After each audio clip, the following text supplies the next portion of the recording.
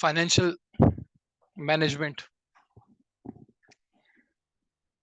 ये subject as a subject क्या है और एज एन एससीसी पेपर ये क्या है, और ये बाकी एग्जाम या बाकी पेपर से किस तरह मुख्तलिफ है। सबसे पहले कंपैरिजन कर लेते हैं इसका एसीसीए के बाकी पेपर्स के साथ। इसका एग्जाम फॉर्मेट जो है वो F7 एंड F5 जैसा है। तो आप में से अगर किसी ने भी F5 दिया है या F7 दिया है तो जो वहां फॉर्मेट है यहाँ पर भी वही फॉर्मेट है। MCQ सेक्शन है, MTQ सेक्शन है, NCRQ सेक्शन है।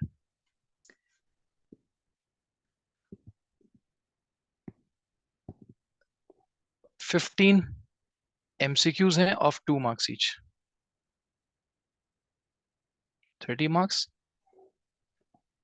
3 सिनेरियोज हैं of 5 marks, 10 marks each. Every scenario will have 5 MC or objective type questions. ये भी MCQs नहीं, मतलब OTQs हैं, ऑब्जेक्टिव टाइप क्वेश्चंस हैं, फिल इन द ब्लैंक भी हो सकता है। सो MTQs जो हैं उसमें 3 सिनेरियोज होंगे मुख्तलिफ कंपनीज के।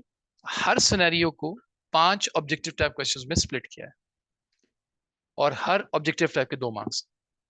सो 5 into 3 into 2, 30 मार्क्स। ठीक है, 3 सिनेरियोस, हर एक का 5 ऑब्जेक्टिव टाइप क्वेश्चंस और हर क्वेश्चन के 2 मार्क्स, तो 30 मार्क्स ये हो गए। उसके बाद 2 और सिनेरियोस होंगे, 2 क्वेश्चंस होंगे, but they are not OTQs, objective type questions.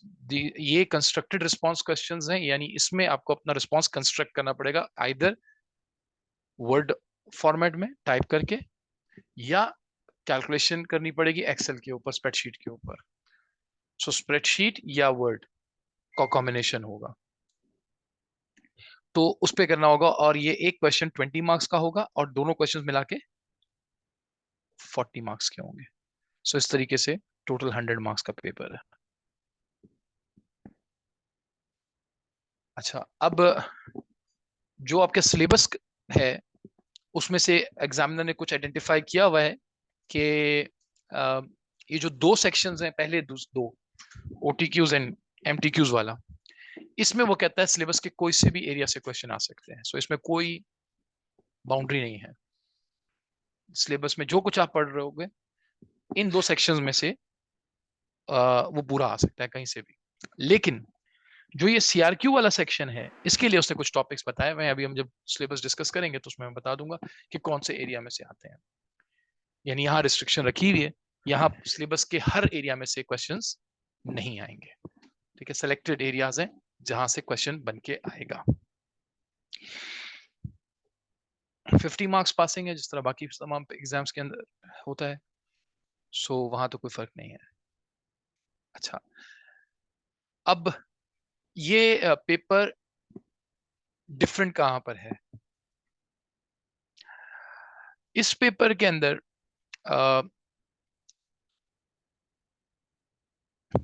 जो दूसरे पेपर्स में इतना नहीं है जितना इसके अंदर है, वो है इसके अंदर टॉपिक्स जो हैं वो बहुत हाईली इंटरकनेक्टेड होते हैं। यानी इसमें आपके बहुत सारे सिलेबस एरियाज ऐसे हैं जो एक दूसरे के ऊपर डिपेंड कर रहे होते हैं। तो अगर एक एरिया के अंदर वीकनेस है तो उसके साथ कनेक्टेड हर एरिया अफेक्ट करेगा। अब ये प्लस भी है, माइनस पॉइंट भी है। प्लस इसलिए है कि अगर एक जगह का स्ट्रेंथ आ जाएगी तो ऑटोमेटिकली दूसरे के लिए आपकी आसानी पैदा हो जाएगी। लेकिन अगर उस जगह जहां पर स्ट्रेंथ नहीं, वीकनेस आ जाएगी तो दूसरे एरिया में भी अफेक्ट करेगी। सो आप उसमें अच्छे हुए तो सिर्फ वहां नहीं, मल्टीपल जगहों पे फायदा होगा। और आप उस एरिया में बुरे हुए, वीकनेस आई, तो उसका इंपैक्ट भी फिर मल्टीपल होगा। सो प्लस भी मल्टीप्लाई होगा, माइनस भी मल्टीप्लाई होगा। सो अगर आपने वो वीकनेस नहीं छोड़ी फिर तो आपको फायदा ही फायदा, अदरवाइज फिर आपके लिए प्रॉब्लम। तो मैं बताऊंगा कि कौन से टॉपिक्स एक दूसरे पे कनेक्टेड है। तो कनेक्टिविटी बहुत ज्यादा है, लिहाजा इस पेपर को फिर पढ़ने की स्ट्रेटेजी भी फिर अलग होगी, इसकी रिवीजन की स्ट्रेटेजी भी अलग होगी।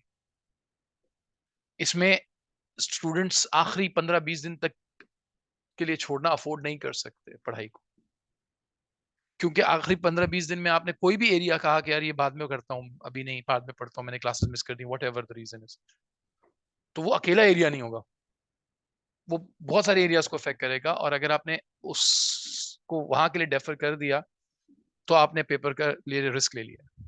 अब वो रिस्क में आप कितना कामयाब होते हो कितना नहीं होते, दैट्स अनदर स्टोरी। ये नहीं कहता हूँ कि कोई हर बंदा जो आखिरी के लिए रखेगा वो फेल हो जाएगा, नहीं, बट उसने अपने लिए डेंजर बहुत बड़ी पैदा कर दी। इसलिए इसमें की टू सक्सेस है कोर्स के साथ साथ अपने एरियाज कवर करते जाना। लास्ट 15 डेज और 18 डेज प्योरली रिवीजन के लिए होने चाहिए। मैं ये नहीं कह रहा हूं साथ साथ अपने आप को परफेक्ट करते चले जाओ, नहीं, बट कवर जरूर करते जाओ। आखिरी 15 दिन 18 दिन जितने भी होते हैं वो बेसिकली अपने आप को लेवल अप करने के लिए होते हैं, कि आपको एरिया तो सारे पता है, आप पढ़ चुके हो, एक दफा गो थ्रू कर चुके हो, बट कुछ में कच्चे हो, कुछ में पक्के हो, कुछ में ठीक हो, कुछ में वीक हो, उसको आप आखिरी 15-20 दिन में वीकनेसेस को कवर कर सकते हो। बट अगर आपने आखिरी 15-20 दिन के लिए कोई नया एरिया छोड़ा हुआ है, कोई नया एरिया आपने छोड़ा हुआ है, तो फिर आप डेंजर में हो। कोई नया एरिया आखिरी दिनों के लिए आपने नहीं छोड़ना है। एक मिनट, इसकी स्क्रीन शेयरिंग स्टॉप हो गई है।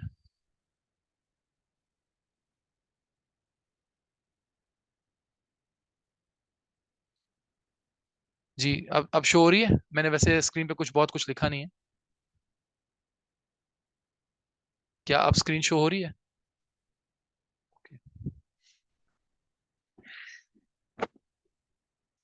तो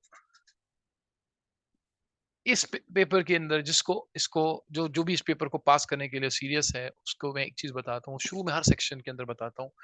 अगर आप इसको साथ साथ लेके चले, you don't have to study much about, मतलब फॉर दिस पेपर, आपको इस पेपर के लिए बहुत पढ़ने की जरूरत नहीं है। बट जो क्लास में मैं आपको घर के लिए काम दूं वो अगली क्लास से पहले हो जाए, बस दैट्स द की। वो आप साथ साथ करते जाओ। अगर वो आप साथ साथ कर रहे होंगे तो वो मसला नहीं। और वो मेरा काम जो है वो मैं आपको अभी बता देता हूँ, मैं कभी भी आपको कोई काम दूंगा तो उसके लिए ऑन एवरेज एक दिन में 2 घंटे से ज्यादा पढ़ने की जरूरत भी नहीं पड़ेगी। जी, जो भी अगर मैं घर के लिए होमवर्क या असाइनमेंट दूंगा, it will usually take 2 hours a day, not more than that.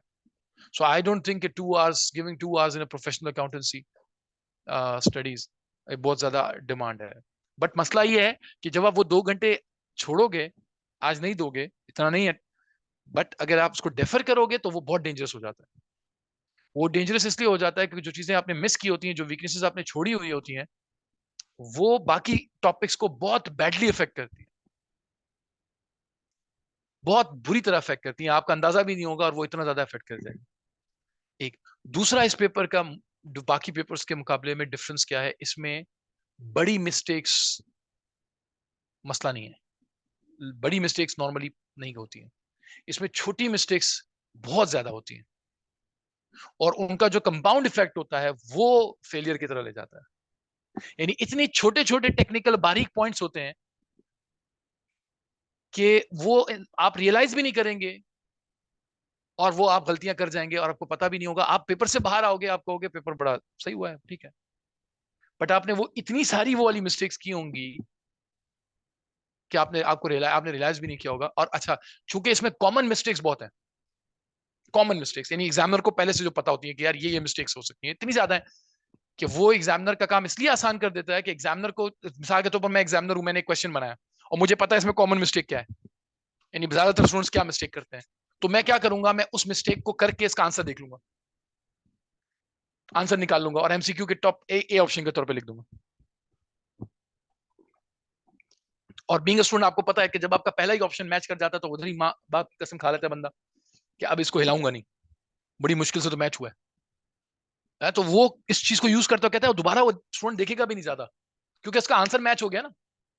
और उसको, स्टूडेंट को शायद लगता है इन चारों में से कोई भी मैच कर लो सही है, मैच होना चाहिए, नहीं भाई, मैच द आंसर नहीं है, टिक द करेक्ट आंसर है।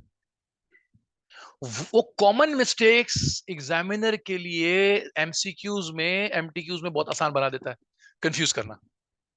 उसको पता होता है एक्सपेक्टेड आंसर क्या होगा गलती की वजह से, वो वाला आंसर टॉप पे रख देगा और आप वो गलती करेंगे और दोबारा देखेंगे भी नहीं। क्योंकि जब इंसान गलती करता है और ऑप्शन में आंसर नजर नहीं आता तो दोबारा चेक करता है कि नहीं मैच हो रहा तो देखना पड़ेगा ना कि गलती की है कोई ना कोई। बट मैच कर जाएगा तो ज्यादा चांस है कि आप दोबारा नहीं देखोगे, आप बोलोगे लेट्स मूव फॉरवर्ड, फिर आखिर में फिर दोबारा रिव्यू करेंगे, आखिर में टाइम ही नहीं मिलता, सोच चला जाता है जी। नहीं, अभी बताता हूं। अगर आप साथ साथ पढ़ते हो ना और वो कॉमन मिस्टेक जो मैं आपको बताता रहता हूँ प्रैक्टिस के दौरान करते हो, तो ये चांसेस खत्म हो जाएंगे कि आप वो गलती करोगे। हमने पहले वो गलती करने के चांस को खत्म करना है। देखो, आप दोबारा भी देख लोगे मिसाल के तौर पर, तो आप तरीका तो वही रिपीट कर रहे होगे ना, क्योंकि जो आपने गलती की है वो आपको गलती थोड़ी लगी है। वो बेसिकली एरर, वो बेसिकली ह्यूमन एरर नहीं होता, वो कॉन्सेप्चुअल एरर होता है।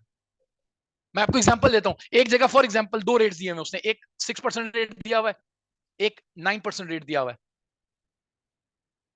ठीक है। अब जानबूझ के दिया है क्योंकि उस एक मखसूस सिचुएशन होगी, उसमें एक मखसूस किस्म का ही रेट यूज होगा, दूसरा वाला डिस्ट्रैक्टर होगा।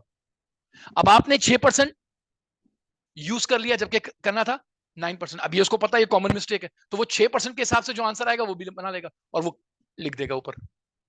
अब आप दोबारा भी चेक करोगे तो आप 9% क्यों उठाओगे? क्योंकि आपने 6% गलती से थोड़ी उठाया आपके हिसाब से, आपने तो 6% भी सोच समझ के उठाया था। तो even after checking it second time you won't be able to fix this type of problem. वो जो ह्यूमन एरर वाली प्रॉब्लम है वो आप दोबारा पढ़ के देख सकते हो कि अच्छा वो कैलकुलेटर में तो मैंने करा था तो पहले तो 5 आंसर आया था, अब इस दफा 8 आ रहा है तो इसका मतलब ये गलत, वो तो ठीक है। बट ये कॉन्सेप्चुअल एरर है छोटा सा, और ये इतना छोटा होता है एरर कि ये आपको रियलाइज भी नहीं होता आपने की है गलती। And that's the most dangerous part of the mistake. ये वाली चीज की वजह से इस पेपर को आखिरी 15 दिन के लिए रखना इसलिए डेंजरस है क्योंकि आखिरी वक्त में हम हमेशा मैक्रो मैनेजमेंट करते हैं, माइक्रो नहीं करते। हम जितना एग्जाम के करीब आते हैं ना, हम उतना बर्ड्स आई व्यू लेते हैं अपने कोर्स के कवरेज का। हम मोटी मोटी चीजें कर रहे होते हैं, हम बारीक बारीक चीजों में फिर उस वक्त नहीं घुसते, और ये बारीक चीजों के मसला है। ये मसले आप साथ साथ कोर्स के साथ साथ कवर कर सकते हो, प्रैक्टिस कर करके आपको याद रहेगा अच्छा इस सिचुएशन में ये नहीं, ये रेट यूज होता है। So that's why. अब इसलिए मैं ये कहता हूं कि सच्ची मैं बता रहा हूं आपको, on one hand it is the most easiest paper of skills level to pass in first attempt, but it is most dangerous paper to pass in the second attempt. पहली अटेम्प्ट में इसको पास करना सबसे आसान है, दूसरी अटेम्प्ट में इसको पास करना ऑलमोस्ट इम्पॉसिबल है। बता रहा हूं ना कि आपने पढ़ा नहीं उस वक्त शुरू में सही से, आपने वो जो जो आपके कॉन्सेप्ट्स हैं वो मिसडायरेक्टेड हो गए, आपने वो चीजें कर ली जो नहीं करनी थी, लेकिन उनको सही समझ के किया, आपके दिमाग में बैठ गई, आपने एक दफा अब वो गलती कर दी, आप फेल हो गए। अब दोबारा आप अपने आप को ठीक कहां करोगे जब आपको पता ही नहीं है कि आपने गलती क्या की थी? आप क्या करते हो, उसी चीज को रिपीट करते हो। So what happens is that you start memorising the wrong concepts. So जितना ज्यादा अब आप पढ़ रहे हो उतना आप वो गलत चीज को मेमोराइज करके पढ़ रहे हो, और सेकेंड अटेम्प्ट में उसको पास करने का चांस इसलिए खत्म हो जाता है कि आप वो गलत चीज इतने अच्छे तरीके से पढ़ लेते हो कि वो आप गलती फिर से करते हो और आपको पता नहीं चलता। इसलिए it's easy to pass in first attempt. Who will fail? मैं बता रहा हूं आपको। एक वो स्टूडेंट जो रेगुलर नहीं होगा, जो रेगुलर नहीं होगा वो, उसके फेल होने का चांस सबसे ज्यादा है। नंबर टू, जो जो जब प्रैक्टिस क्वेश्चन दिया जाए, जब घर के लिए कुछ दिया जाए, वो उस वक्त ना करे, टॉपिक खत्म हो गया, दूसरा टॉपिक स्टार्ट हो गया, दूसरा टॉपिक एंड होने वाला है, स्टूडेंट आ रहा है, सर मैंने अब ये टॉपिक स्टार्ट कर दिया है, मैं इसकी प्रैक्टिस कर रहा हूं, मैं हूं तीसरे वाले में पहुंचने वाला हूं, आप पहले वाले की अब बता रहे हो मुझे प्रैक्टिस कर रहे हो, and that's a norm. Sir अब मैंने प्रैक्टिस उठाई हुई, अब मैं प्रैक्टिस करनी, पहले मैंने अच्छी तरह ये देखने के लिए कि मैं कॉन्सेप्ट अच्छे हैं, मैंने पहले वो की प्रैक्टिस नहीं की, अब मैं प्रैक्टिस कर रहा हूं। गलत अप्रोच, अब गलत अप्रोच है। आप साथ साथ पढ़ो, प्रैक्टिस भी साथ साथ करो, ताकि आपको जो मसला आए वो आप अगली क्लास में पूछ लो। क्योंकि जब आप पहली क्लास का मसला दूसरी क्लास में पूछोगे तो मसले ज्यादा नहीं होंगे, और आपने जो पढ़ा होगा उसको पढ़े हुए ज्यादा टाइम नहीं हुआ होगा, तो आपको थोड़ी सी एफर्ट के ऊपर ही वो चीज समझ में आ जाएगी।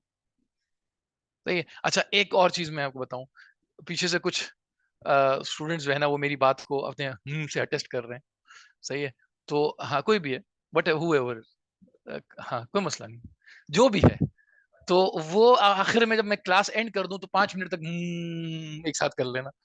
ठीक है, तो आई एक्नॉलेज दैट, मैं आपका शुक्रिया अदा करता हूँ कि आप स्टेप लगाए जा रहे हो मेरी हर बात पे, बट आखिर में लगा ले तो ज्यादा अच्छा होगा। तो आप जो है वो जब साथ साथ पढ़ेंगे तो वो जो छोटी छोटी चीजें होंगी उस पर फोकस करने के लिए टाइम ज्यादा होगा, ज्यादा बारीकी से देख सकेंगे। जब चीजें जमा हो जाएंगी, करने को बहुत होगा, तो सवाल ही नहीं पैदा होता आप उन चीजों पे फोकस करें। अच्छा, अब मैं आपको एक चीज बता दूं, देखें, जिस जगह पे आप बैठे हो, जिस जगह पे मैं बैठा हूं, फर्क क्या है। मैं आपको, जिस शख्स ने जिंदगी में व्हाइट कलर ना देखा हो, मैं उसको जितना कॉन्सेप्ट बताता रहूं तो वो अपनी अकल से नहीं समझ सकता। व्हाइट कलर ना देखा हो जिंदगी में, कुछ भी बोलता रहूं। तो कुछ चीजें ऐसी हैं जो दो में से एक तरह से इंसान समझ सकता है, या तो जो तजुर्बेकार आदमी है उसकी बात मान ले, या फिर अपनी वाले का इंतजार करे। ठीक। अब अकलमंद आदमी वो नहीं है जो इंतजार करे कि मैं करके देखता हूँ, है ना। वो तबलीग वाले कहते हैं जन्नत भी है जहन्नम भी है, यकीन नहीं आता तो मर के देख ले। तो मर के देखना है, अगर इतनी बड़ी कॉस्ट अदा करनी है मानने के लिए, तो फिर मान मैं करके देख लें, फिर लेट्स सी। या फिर आप टीचर की मान ले कि जो मैं कह रहा हूं, और अगर आपके लिए अपनी जिंदगी की ये 3 मंथ्स इंपॉर्टेंट हैं, जो कि होने चाहिए, तो फिर जो मैं कह रहा हूं that is actually serious, and take it seriously. ठीक है, क्योंकि this is the first class जिसमें मेरे पास अभी 2-3 जो डिस्ट्रैक्टर्स हैं वो हैं, जो मैं नोट कर रहा हूँ, बट आई विल इंशाल्लाह हैंडल। ठीक है, आपको मुझे हैंडल करना है, मैं आपको कर लूंगा इंशाल्लाह बहुत जल्द। सही है। तो लेकिन अपना बेहतर है कि अपना वक्त बर्बाद करने से पहले समझ लें कि भाई इट्स अ सीरियस मैटर। आपकी जिंदगी का टाइम है, 3 महीने बहुत कीमती हैं, और प्लस आप एफडी के बच्चे नहीं हो, आप F9 तक पहुंचे हुए स्टूडेंट हो। और मुझे कभी कभार हैरत ये होती है कि इस लेवल पे पहुंचने के बाद वो बिहेवियर जो एफडी में होता है वो कैसे कैरी फॉरवर्ड हो रहा होता है, मुझे समझ नहीं पा रहा है कि इतनी बंदे ने पीछे जर्नी गुजारी हो, तो उसके अंदर थोड़ा सा चेंज आना चाहिए। हम तो चूंकि मैं MA1 भी पढ़ाता हूँ, F9 भी पढ़ाता हूँ, तो जब मैं वो सेम बिहेवियर यहाँ पर भी देखता हूँ तो मुझे ताज्जुब होता है कि यार उधर से इधर तक कोई इंप्रूवमेंट नहीं है। खैर, सो this is this is why this subject is easy to pass. At the same time it's very difficult to pass if you won't do the right things that are supposed to be done. तो उनको करना जरूरी है। अच्छा, अब हमारी approach क्या होगी इसके लिए? मैं कोशिश इंशाल्लाह करूंगा, और मैं क्विज़ेस बना चुका हूं ऑलरेडी। तो हर सेक्शन के एंड पर, नॉट टॉपिक के एंड पे, हर सेक्शन के एंड पर we will have a quiz. हम एक क्विज कंडक्ट करेंगे हर सेक्शन के एंड पर, and I'll try that I set up as difficult as possible. मैं कोशिश करूंगा कि मैं मुश्किल से मुश्किल क्विज सेट करूं, ताकि जब आप ये क्विज से बाहर आओ तो आपको फाइनल एग्जाम के अंदर जो क्विज आपके क्वेश्चंस अपेयर होंगे वो आपको कंपैरेटिवली आसान लगे। तो इसमें मैं मुश्किल क्वेश्चंस बनाऊंगा। तो जब सेक्शन खत्म हो जाएगा we will have a quiz, and we will have that quiz in the class on your cell phones. Ji,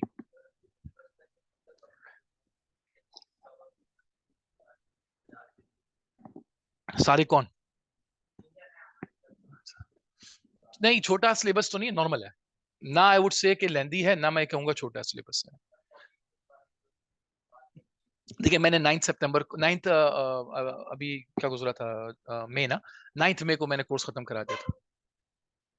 exam 6 जून को था, और 9 मई को मैंने कोर्स खत्म करा दिया था। उसकी वजह ये होती है कि मेरी क्लासेस नॉर्मली कैंसिल नहीं होती। ठीक है, तो कोई इंशाल्लाह आपके सेशन में भी अल्लाह बड़ी मुसीबत से बचाए, लेकिन इंशाल्लाह कोई क्लास कैंसिल नहीं होगी। और तो क्लासेस कैंसिल भी नहीं होती हैं, वो सारी क्लासेस हो जाती हैं, तो उस वजह से मुझे ज़रूरत नॉर्मली नहीं पड़ती कि कोई एक्स्ट्रा क्लासेस लूँ। तो लेंदी और वो नहीं है, नॉर्मल है। हमारी कोशिश ये होगी, अभी अभी आपका पेपर होगा तकरीबन 6 या 7 सितंबर को।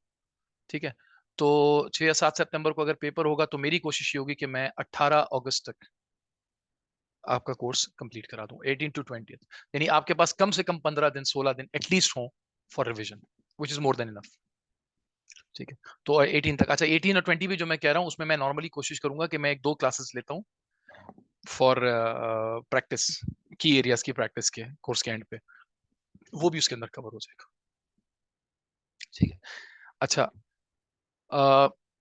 सो we will have quizzes and these quizzes will help you a lot. अगर आप, मिसाल के तौर पर आज हम जो टॉपिक स्टार्ट करेंगे, अगर आपके जहन में ये होगा कि यार अभी पेपर को छोड़ो, मैंने ये पढ़ना इस तरह है कि जब इस सेक्शन के क्विज हो तो मेरा टारगेट है कि मैंने इतना % स्कोर करना है, and I have to study from that perspective. तो इंशाल्लाह आप इस अप्रोच के साथ चल रहे होंगे तो ये क्विजेस आपको बहुत हेल्प करेंगे। क्योंकि मैं आपको एक बात बताऊं, जो सीआरक्यू सेक्शन है ना सिलेबस का, I've been teaching for so many years, और अब जो जितने अरसे से ये सीआरक्यू का सिस्टम स्टार्ट हुआ है, ये एक्सेल वगैरह का, तो सीआरक्यू के सेक्शन में स्टूडेंट को प्रॉब्लम नहीं होती है। आप पूछ ले किसी से भी, जो भी पीछे पेपर दे के आते हैं, आप उनसे पूछना आपको सेक्शन ए बी सी में से कहाँ प्रॉब्लम थी, तो ए और बी को ही वो हमेशा कह रहे होंगे कि किसी का बी में वो कहेगा यार बी ट्रिकी था, कोई कहेगा ए ट्रिकी था, सीआरक्यू बहुत अच्छा हुआ, सीआरक्यू बहुत अच्छा हुआ, सीआरक्यू में मैंने पूरा कर लिया, कर लिया। तो CRQ doesn't put the student to problem, ना उसकी थ्योरी की प्रॉब्लम होती है, ना उसकी कैलकुलेशन की प्रॉब्लम होती है। एंड मोस्ट प्रॉब्ली बिकॉज वो जो टॉपिक्स उसमें आते हैं ना सीआरक्यू में, वो बड़े स्ट्रक्चर्ड हैं। इन उसमें से एक एनपीवी का टॉपिक आता है, उसका पूरा फॉर्मेट बना हुआ है, सो एक स्ट्रक्चर बना हुआ है, और उसकी प्रैक्टिस इतनी हो जाती है कि उसमें मसला नहीं होता। दूसरा, जो उसकी थ्योरी F9 की आती है वो F5 से थोड़ी मुख्तलिफ है। F5 की थ्योरी मुश्किल है। आप में से किसी ने पीएम का पेपर दिया? हाँ, सो थ्योरी इसकी मुश्किल है, क्योंकि उसकी थ्योरी आती है प्रैक्टिकल एप्लीकेशन। सिनेरियो दिया हुआ है, सिनेरियो पे आपने अपनी नॉलेज को अप्लाई करना है। ज्यादातर दफा ये होता है, ये advantages list down, advantages list down, disadvantages बहुत कम होता है। परफॉर्मेंस मेजरमेंट का क्वेश्चन आ जाता है सीआरक्यू में, परफॉर्मेंस मेजरमेंट का क्वेश्चन के अंदर आपको कंपनी की डेटा दिया होता है, उसके हिसाब से आपको अपनी कमेंट्री करनी होती है, पहले से याद करके नहीं आ सकते हो। You have to look at the situation of the company and then apply the knowledge. ठीक है, अच्छा, फिर वेरिएशन भी बहुत होती है। फॉर एग्जाम्पल, अगर वो कहता है अच्छी परफॉर्मेंस है या बुरी परफॉर्मेंस है, तो एक स्टूडेंट लिख के आता है अच्छी है, दूसरा लिख के आता है बुरी है। लेकिन एक जो कहता है अच्छी है वो अच्छे के हिसाब से एविडेंस देता है, दूसरा कहता है बुरी है, वो बुरे के हिसाब से देता है। दोनों को मार्क्स मिल सकते हैं, प्रोवाइडेड दैट वो अपने सपोर्ट में कितनी लॉजिकल बात करते हैं। So it allows you that variation. जी,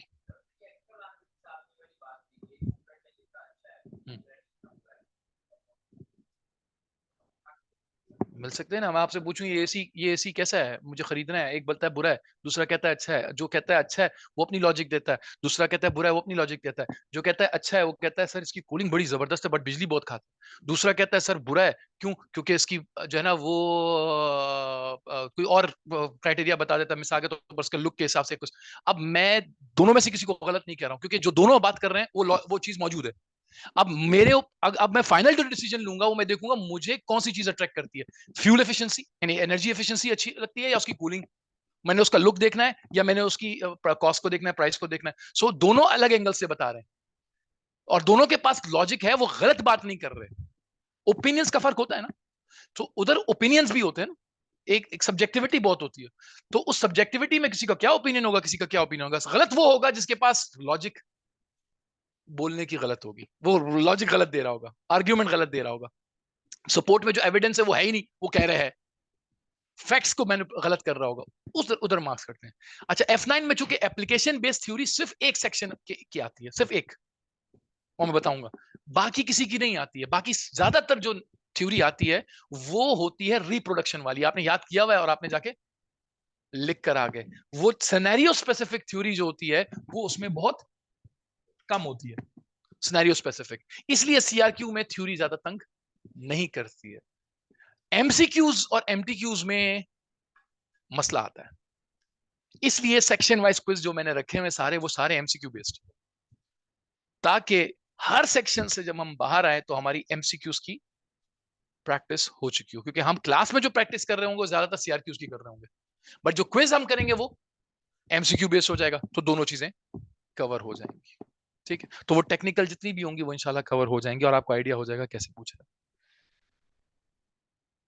अच्छा, अब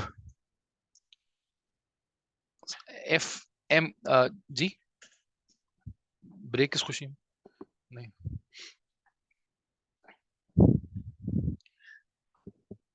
अब सिलेबस इसका, और सिलेबस समझने से पहले इसको थोड़ा सा सब्जेक्ट को एज अ सब्जेक्ट समझते हैं, not as an ACCA paper, वो हमने देख लिया।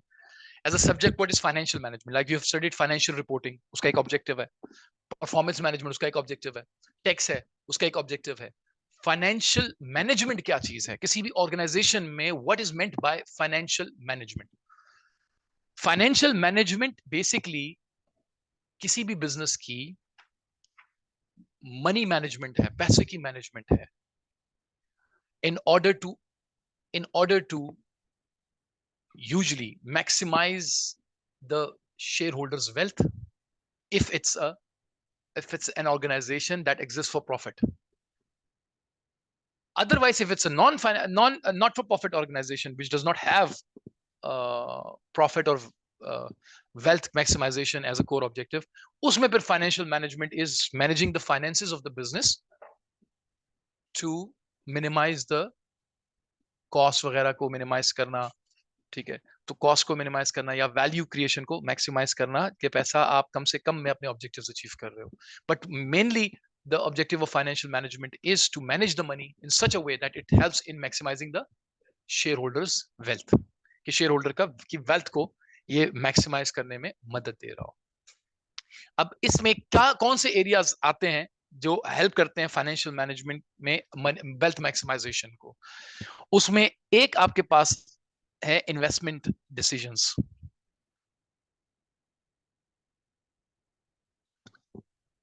आप पैसा लगाओगे कहां कि वहां से मैक्सिमम रिटर्न मिले और इस तरह आपकी कंपनी की वेल्थ मैक्सिमाइज हो सके। पैसा लगाएंगे कहां, this is called investment decisions. दूसरा है पैसा आएगा कहां से, जिसको हम कहते हैं फाइनेंसिंग डिसीजंस, कि ये पैसा जो आपने लगाना है ये आएगा कहां से, किस सोर्स से आएगा।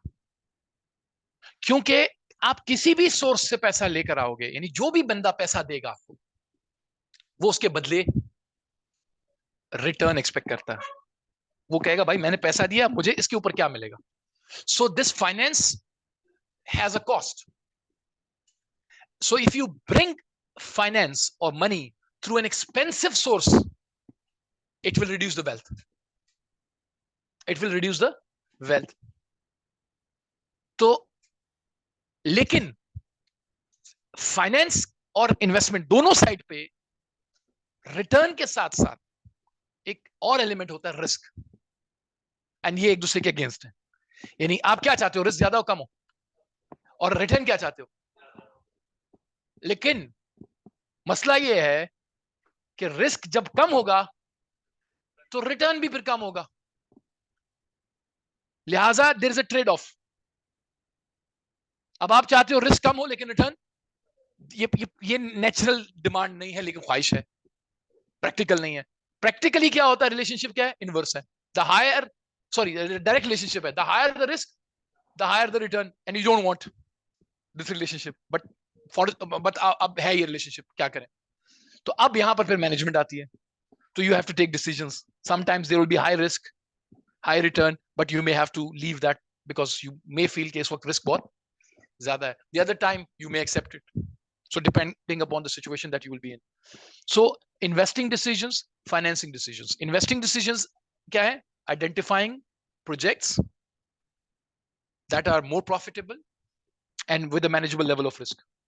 So आप projects ढूंढेंगे और फैसला करेंगे कि कहां इन्वेस्ट करना चाहिए पैसा। So पैसा कहां बेहतरीन तरीके से हम इंगेज कर सकते हैं, और ये पैसा बिजनेस में पहले आना है फिर जाके लगना है।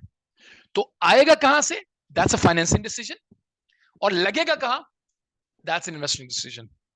और लास्ट इज डिविडेंड डिसीजंस।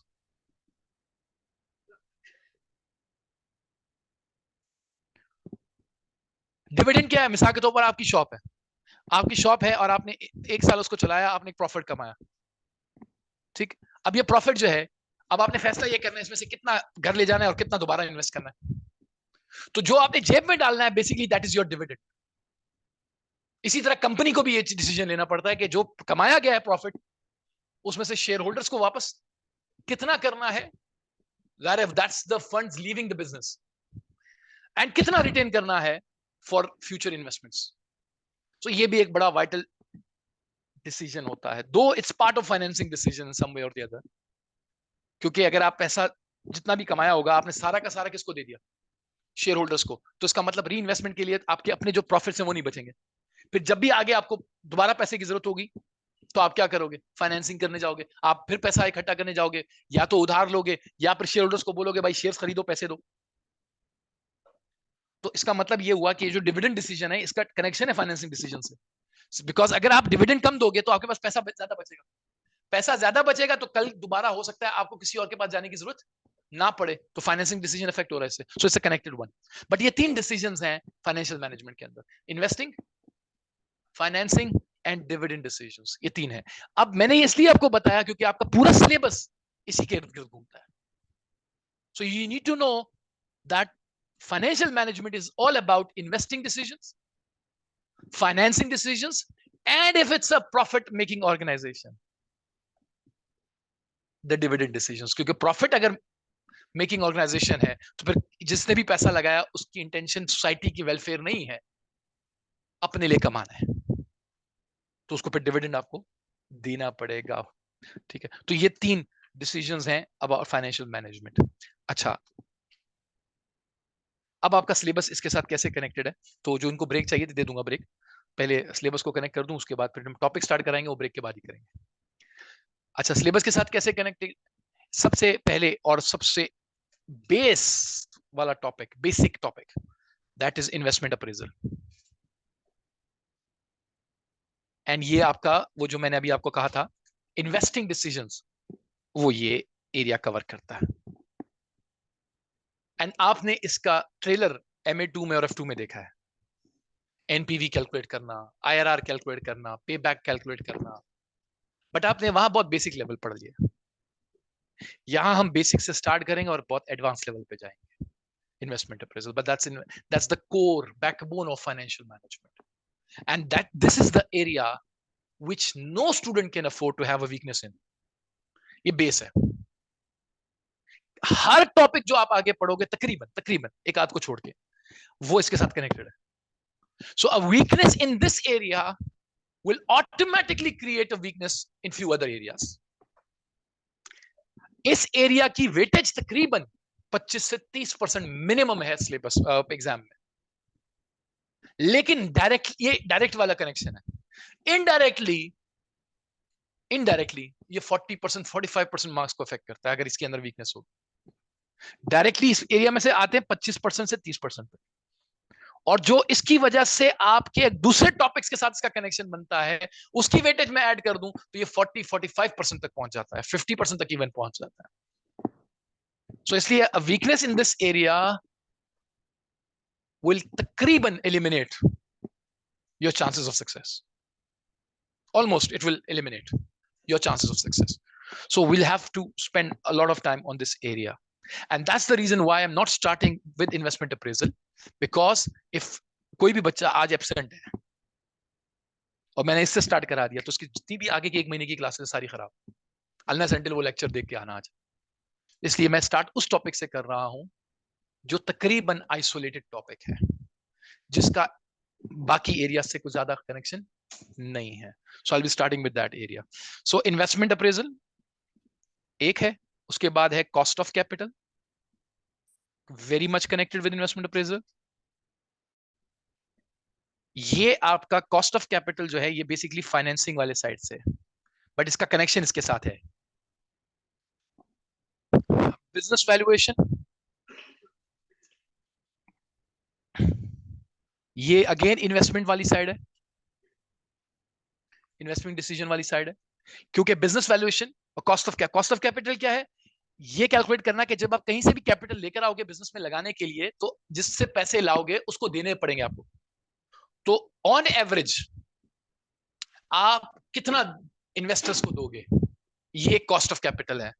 क्योंकि ये आपका एक बेंचमार्क सेट करके देगा कि जब भी आप ये पैसा कहीं लगाओगे तो आपको मेक श्योर क्या करना है कि कम से कम इतना कमाया जाए। क्योंकि अगर आप इससे कम कमाओगे तो जिन्होंने आपको पैसा दिया है उनको उतना नहीं मिलेगा जितना उनको चाहिए, और अगर उनको ये लगेगा यार ये कंपनी तो उतना नहीं देती जितना हमें चाहिए तो वो पैसा ही नहीं लगाएंगे आपको। तो आपके शेयर्स की वैल्यू गई, आपको उधार देने वाले गए, तो आपको कल को फाइनेंसिंग ही आपकी नहीं हो पाएगी और आपकी शेयर्स की वैल्यू गिरेगी, जो कि वेल्थ मैक्सिमाइजेशन के अगेंस्ट है। So cost of capital calculate कैसे करते हैं, इस सेक्शन में हमें वो सीखना है।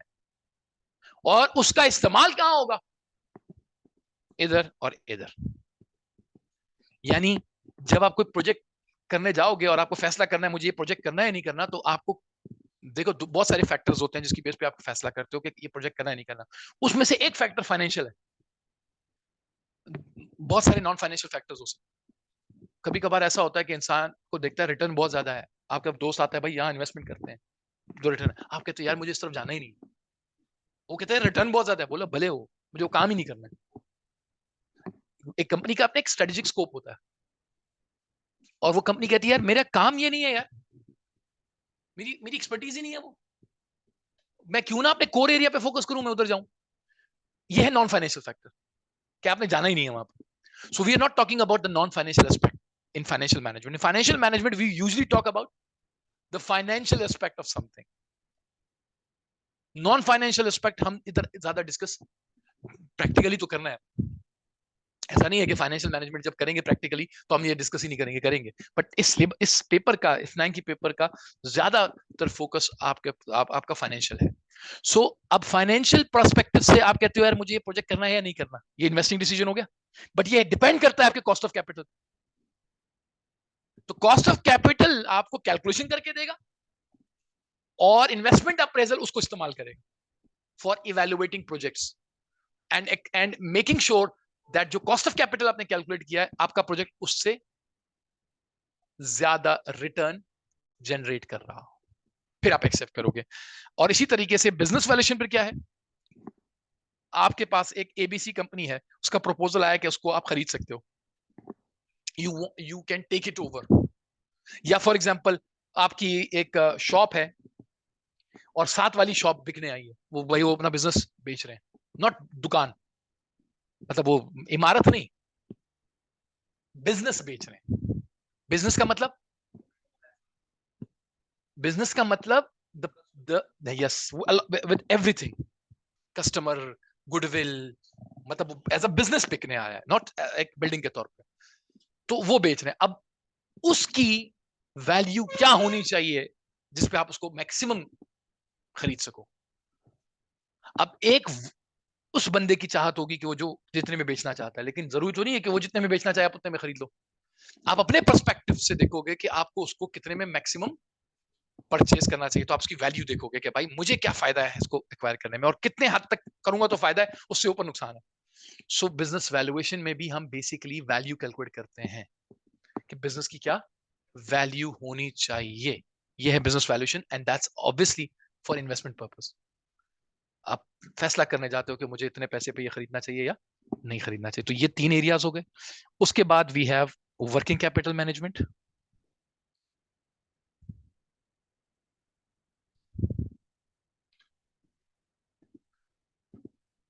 Working capital management is the area जिसमें हम वर्किंग कैपिटल को मैनेज करना सीखेंगे and by the way will be starting with this topic today, the working capital management. So मैं अभी इसकी डिटेल में ब्रेक के बाद जाऊंगा कि व्हाट इज वर्किंग कैपिटल। आपने अभी आज से पहले भी वर्किंग कैपिटल पढ़ा होगा, आपने फॉर्मूला पढ़ा होगा, current assets minus current liabilities, इससे ज्यादा आपने नहीं पढ़ा कि व्हाट इज वर्किंग कैपिटल, इसका बाद का मामला क्या है। सो हम इसको डिटेल में भी ब्रेक के बाद पढ़ेंगे from a financial management perspective, not from a FR perspective कि आपने करंट रेशो या क्विक रेशो या वैसी वर्किंग कैपिटल निकालना है, उसके पर्सपेक्टिव से नहीं पढ़ना, हमने फाइनेंशियल मैनेजमेंट के पर्सपेक्टिव से पढ़ना है। तो इंशाल्लाह हम डिटेल में इसको पढ़ेंगे कि वर्किंग कैपिटल मैनेजमेंट है क्या। उसके बाद है sources of finance. Sources of finance में बेसिकली फैसला करना है। देखो कॉस्ट ऑफ कैपिटल में फैसला नहीं करना है, कैलकुलेशन करनी है। सोर्सेज ऑफ फाइनेंस में ये फैसला करना है कि किसी पर्टिकुलर सिचुएशन में बिजनेस के लिए कौन सी सोर्स ऑफ फाइनेंस ज्यादा बेहतर है। यानी you will have choices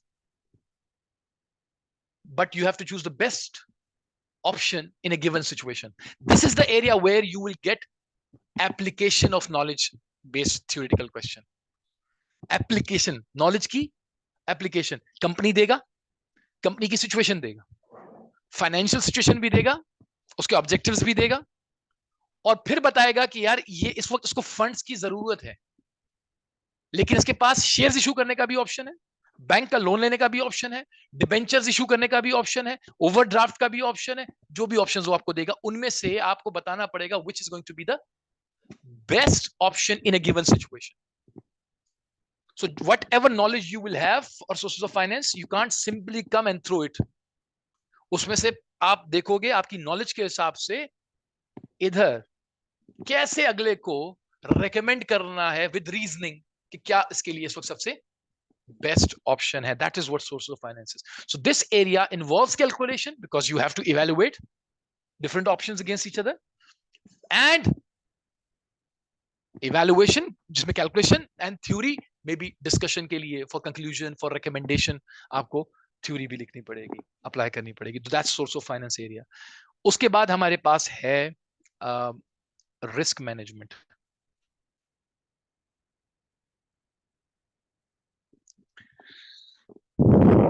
risk management, अच्छा, रिस्क मैनेजमेंट में दो तरह के रिस्क की हम बात कर रहे हैं specifically, not every type of risk, it's specifically related to two type of risk.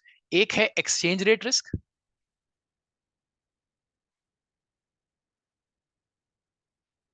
और एक है इंटरेस्ट रेट रिस्क.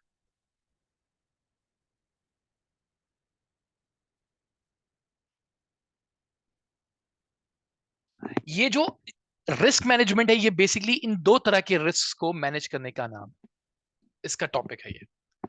अब एक कंपनी है जो इंपोर्ट और एक्सपोर्ट में इन्वॉल्व है. जो कंपनी इंपोर्ट या एक्सपोर्ट में इन्वॉल्व होगी उसका वास्ता फॉरेन एक्सचेंज से पढ़ना है, फॉरेन करेंसी से पढ़ना है.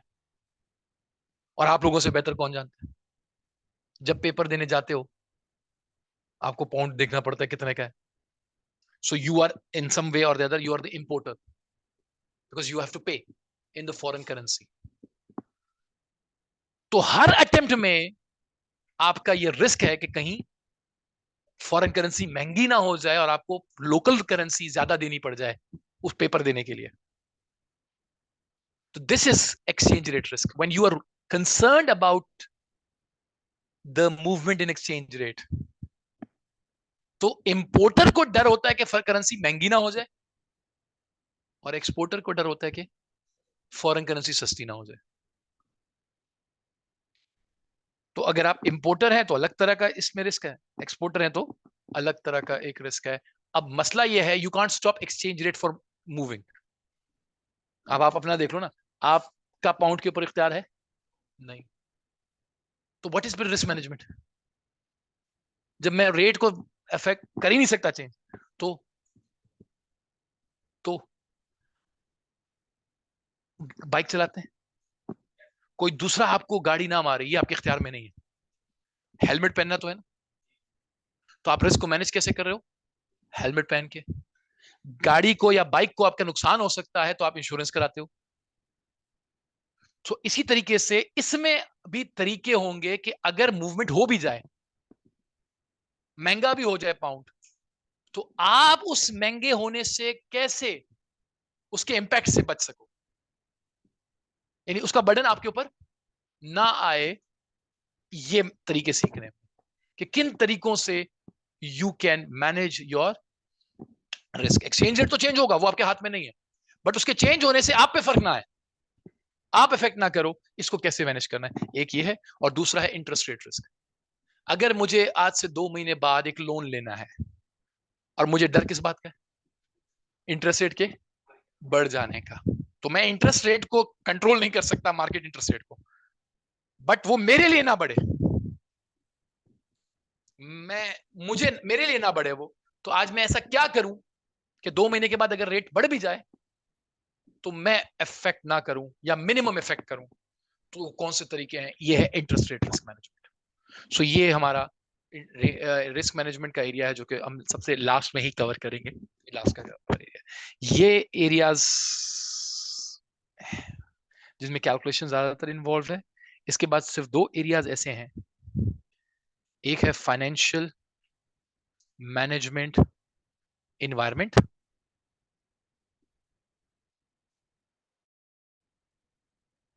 और दूसरा है फाइनेंशियल मैनेजमेंट फंक्शन.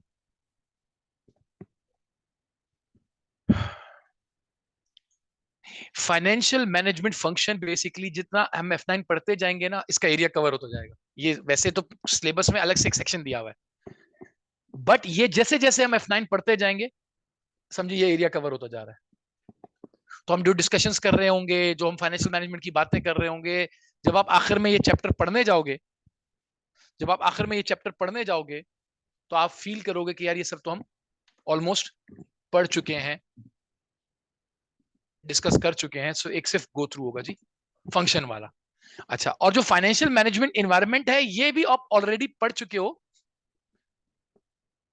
F1 में, लेकिन ऑब्वियसली हम यहाँ पर पढ़ेंगे दैट ये है क्या, बिल्कुल बहुत जनरल अंडरस्टैंडिंग वाली चीज है। फिस्कल पॉलिसी क्या है, मॉनेटरी पॉलिसी क्या है, इंटरेस्ट रेट्स कैसे चेंज होते हैं, इन्फ्लेशन रेट्स कैसे चेंज होते हैं, इन्फ्लेशन रेट्स को कंट्रोल कैसे किया जाता है, गवर्नमेंट इसको कैसे कंट्रोल करती है।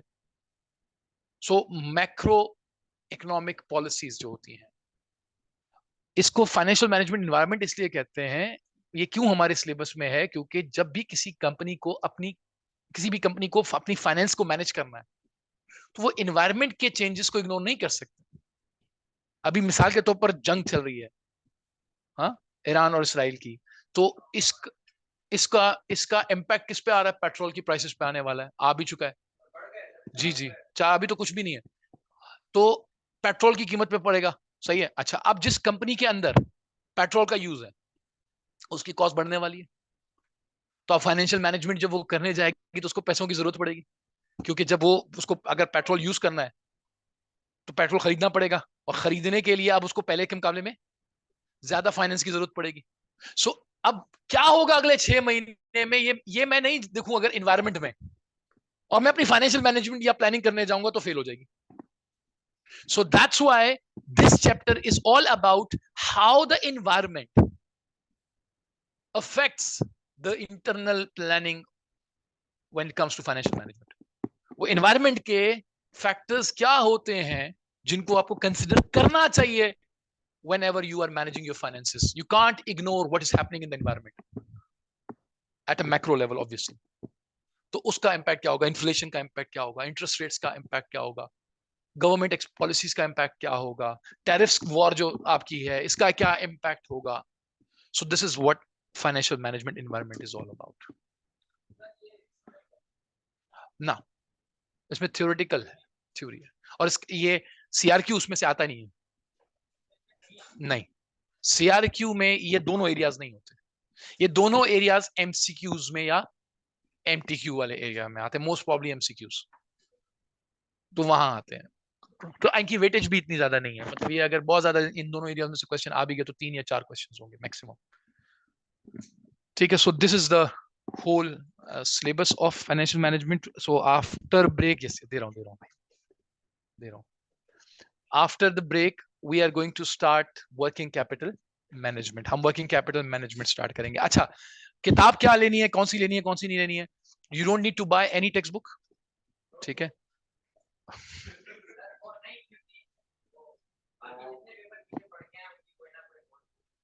सही है, बचपन से स्कूल्स के से, तो यहाँ पर नोटबुक आपकी मर्जी है, अगर लैपटॉप लेके आएंगे तो उसकी जरूरत नहीं है।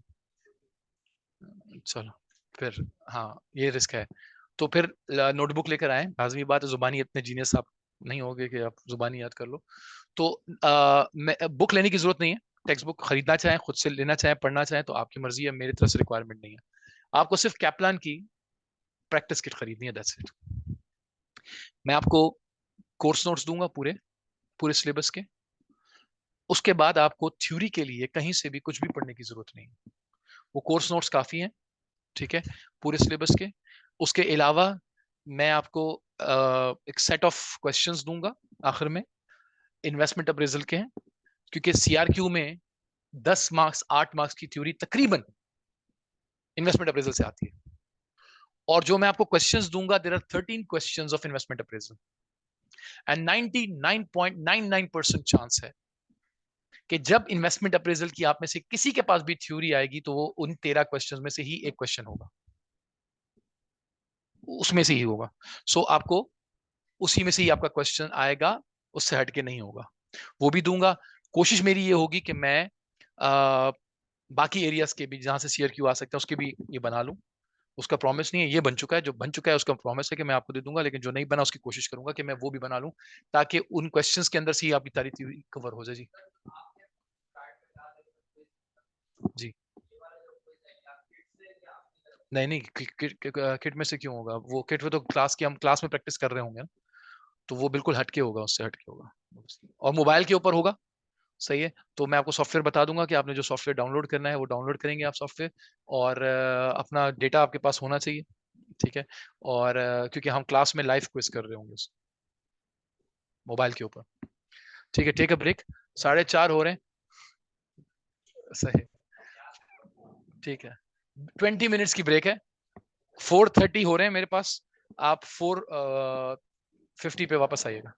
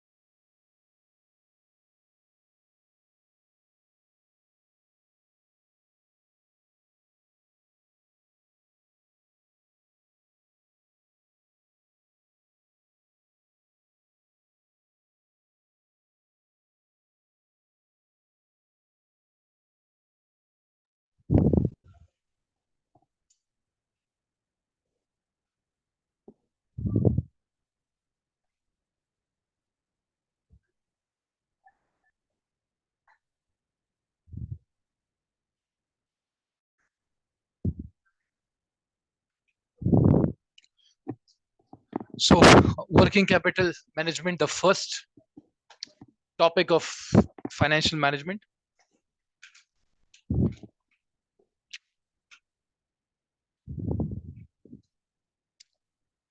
अच्छा, let's start this topic with a short activity, ठीक है।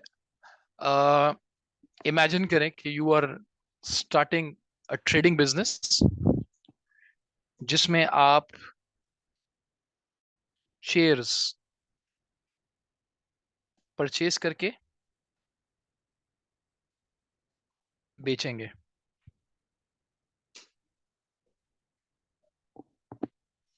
ठीक। और आप एक काम कीजिए कि आपको शॉप चाहिए होगी जिसमें आप चेयर्स रखेंगे, और वहीं से ही आप उसको बेचेंगे भी। उसमें जाहिर है आपके पास आ, कोई स्टाफ भी होगा काम करने के लिए। तो आपने बेसिकली मुझे list of assets with assumed values, आपकी मर्जी है कोई भी वैल्यू लिखें, रीजनेबल वैल्यूज लिख लें पाकिस्तान के सिनेरियो के हिसाब से। तो आपने वो लिखना है, list of assets that you will be needing to run this business along with assumed values, ठीक है, एक सिंपल बिजनेस लिखें, और इमेजिन करें कि you are actually starting such a business.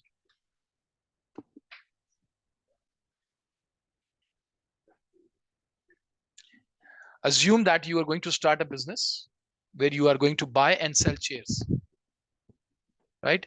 You will have a shop, up to you. You want to have a purchased shop, you want to have a rented shop, ये भी आप assume कर लें. उसके बाद आप उसमें जाहिर है कुर्सियां भी खरीदेंगे, आप और फर्नीचर भी होगा जो कि आप यूज के लिए करेंगे. सो वट एवर एक बिजनेस के अंदर चाहिए होगा, उसकी लिस्ट ऑफ एसेट्स बनाए कि इस बिजनेस में आपको जो एसेट्स चाहिए होंगे वो कौन कौन से होंगे, और अप्रोक्सीमेट वैल्यूज लिख लें अपने हिसाब से कोई भी. जी, बिजनेस किस चीज का है? शेयर्स परचेज करने और सेल करने. ठीक है, आपने लिस्ट ऑफ एसेट्स बस बनानी है विद द वैल्यूज. नहीं, सिंपल रखा है ना, इसीलिए परचेज सेल. आपने खरीदना है और बेचना है, ट्रेडिंग बिजनेस.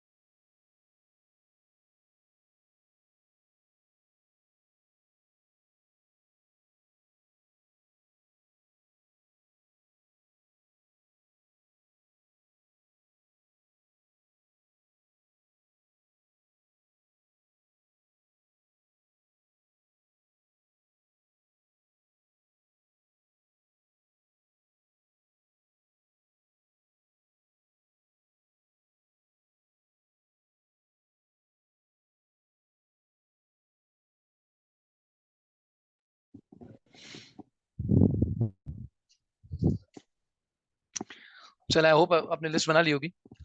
सो सबसे पहले obviously we need chairs. So let's assign any value, either in rupees or dollars, whatever. So suppose that हमें 200,000 की चेयर्स की इन्वेंट्री रखनी है. ठीक, उसके बाद अगर मुझे शॉप लेट्स से परचेज करनी है, सो लेट्स से 1 मिलियन कर लें, चले, मिलेगी नहीं वैसे. ठीक है, तो 1 मिलियन की आपकी शॉप हो गई. उसके बाद आपके फर्नीचर एंड फिक्सचर्स हो गए 1 लाख कर लें, चले 1 लाख. नहीं, खरीद लिया ना, बस आप रेंटेड करना है तो रेंटेड पे तो फिर आपको कोई शॉप एज एन एसेट नहीं होगा. तो मैंने अज्यूम कर लिया कि हमें परचेज करना है. फर्नीचर एंड फिक्सचर हो गया. उसके बाद कैश रखना पड़ेगा, जाहिर है आपको. चाहे के खर्चे वर्चे कितने, 90,000 चले, सही है. अच्छा, उसके बाद जब आप चेयर बेचेंगे तो हो सकता है कि आपको मार्केट में कम्पीट करने के लिए ये चेयर्स उधार पे बेचना पड़े ना. तो वो जो उधार पे आप बेचोगे वो पैसा भी आपका ब्लॉक रहेगा, वो भी आपका ही पैसा होगा, लेकिन वो किसी और के पास होगा तो यू इन्वेस्टेड रहेगा ना, किस शक्ल में, अकाउंट रिसीवेबल की शक्ल में। सो लेट्स से 50,000 है on average.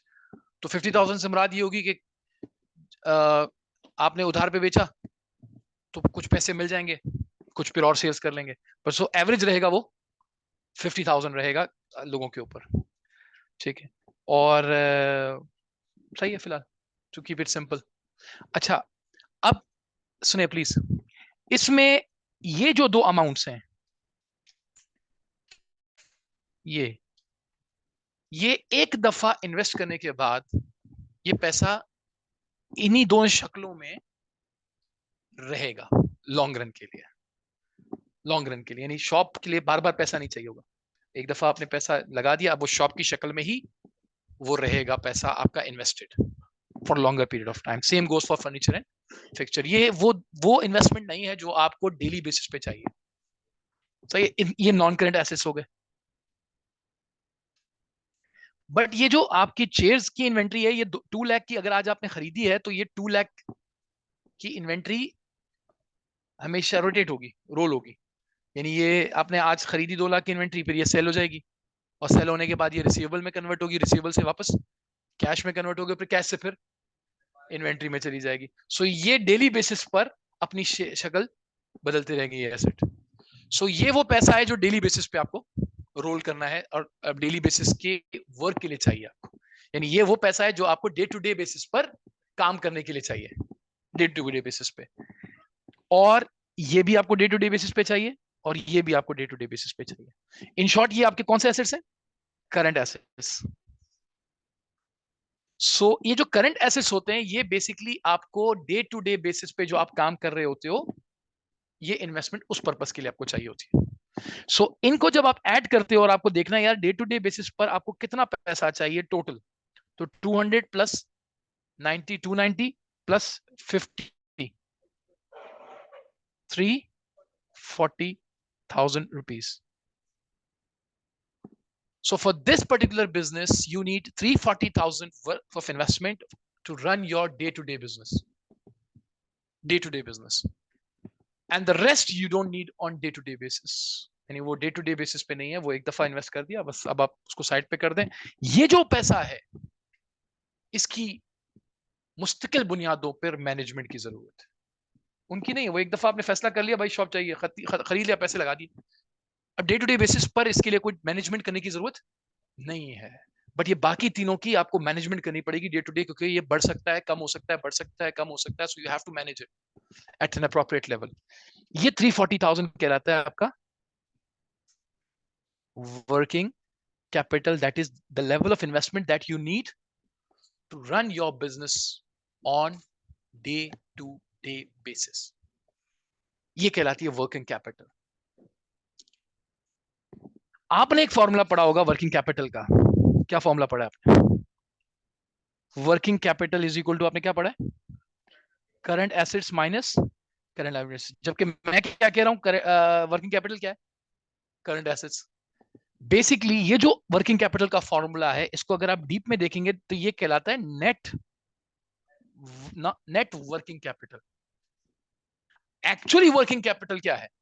The amount of money that you need to invest in your current assets which you need for day to day activities, वो करंट एसेट्स, वही वर्किंग कैपिटल है।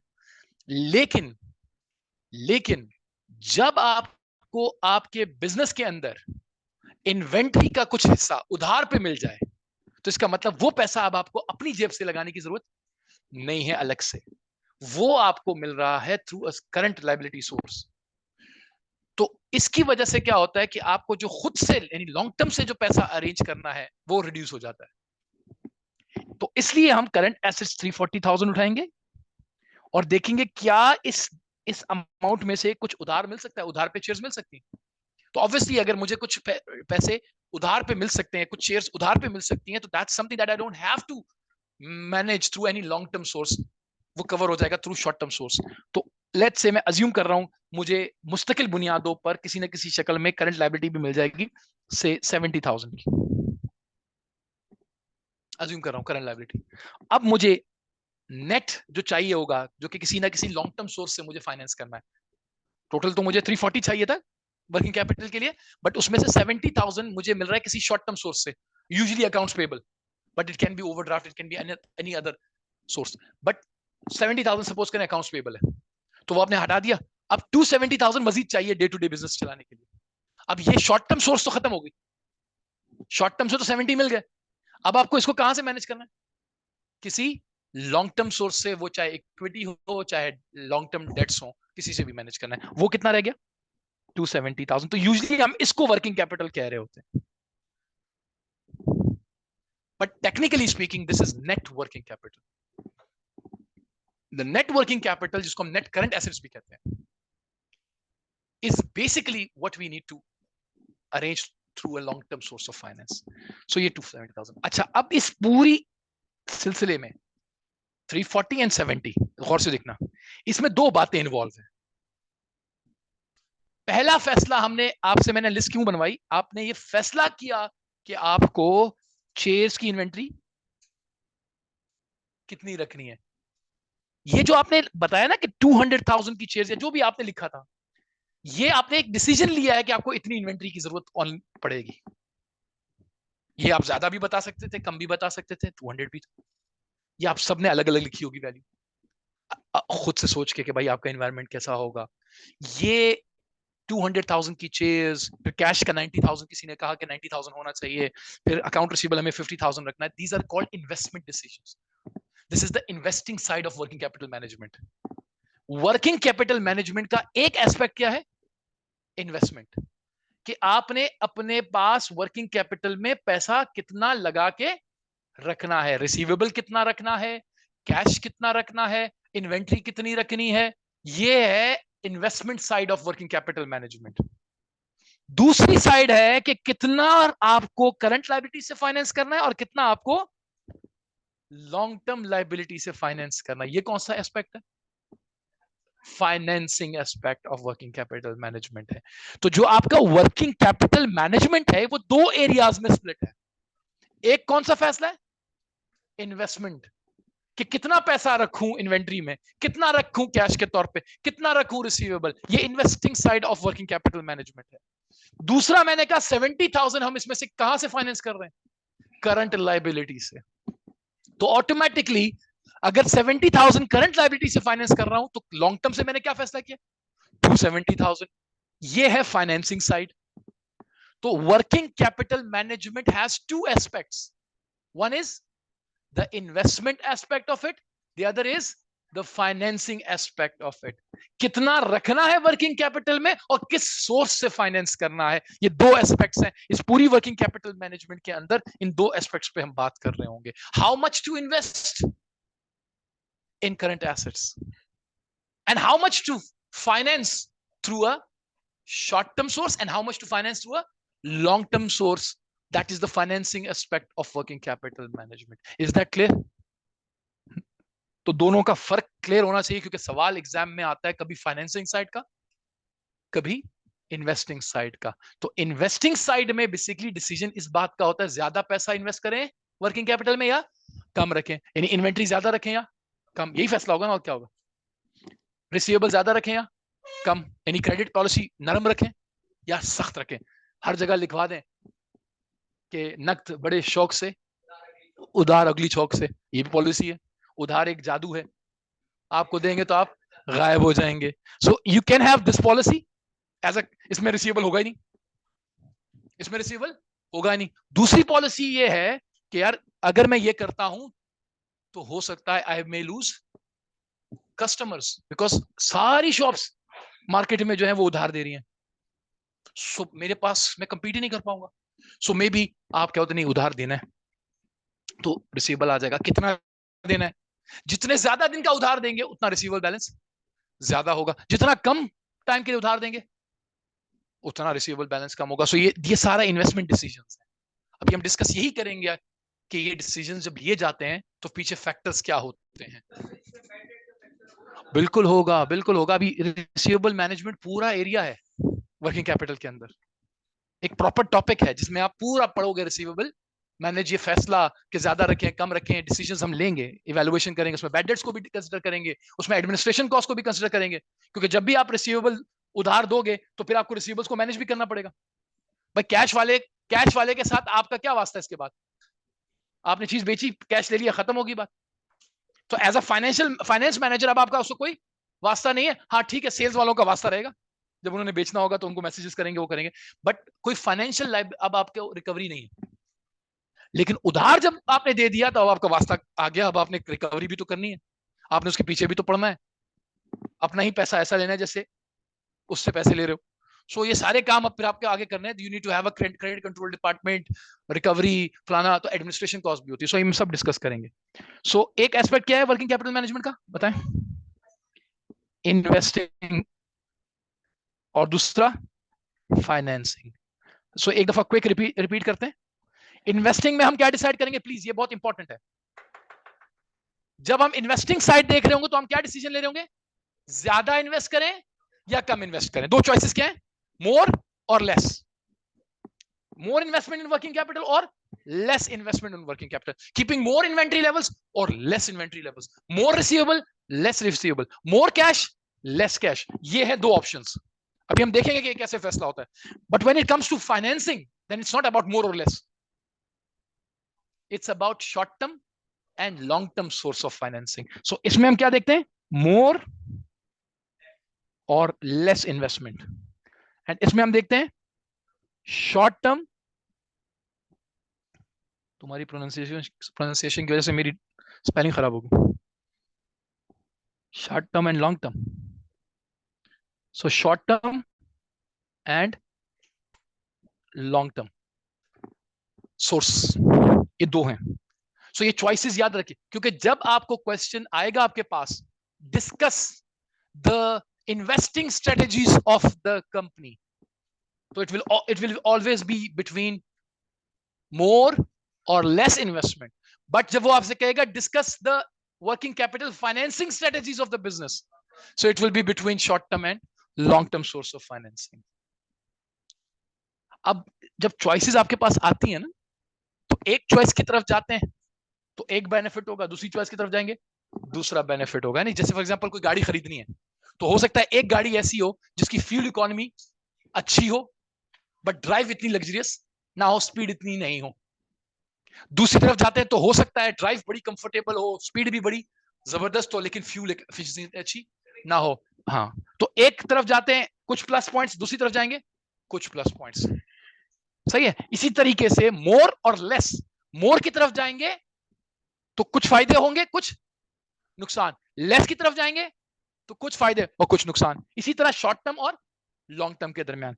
लेकिन लेकिन ये जो आपका ट्रेड ऑफ है कि ज्यादा इन्वेस्टमेंट इन वर्किंग कैपिटल या कम, शॉर्ट टर्म या लॉन्ग टर्म, इसमें इन्वॉल्व क्या है? इसमें इन्वॉल्व है दो चीजें, याद रखना, प्रॉफिटेबिलिटी एंड लिक्विडिटी।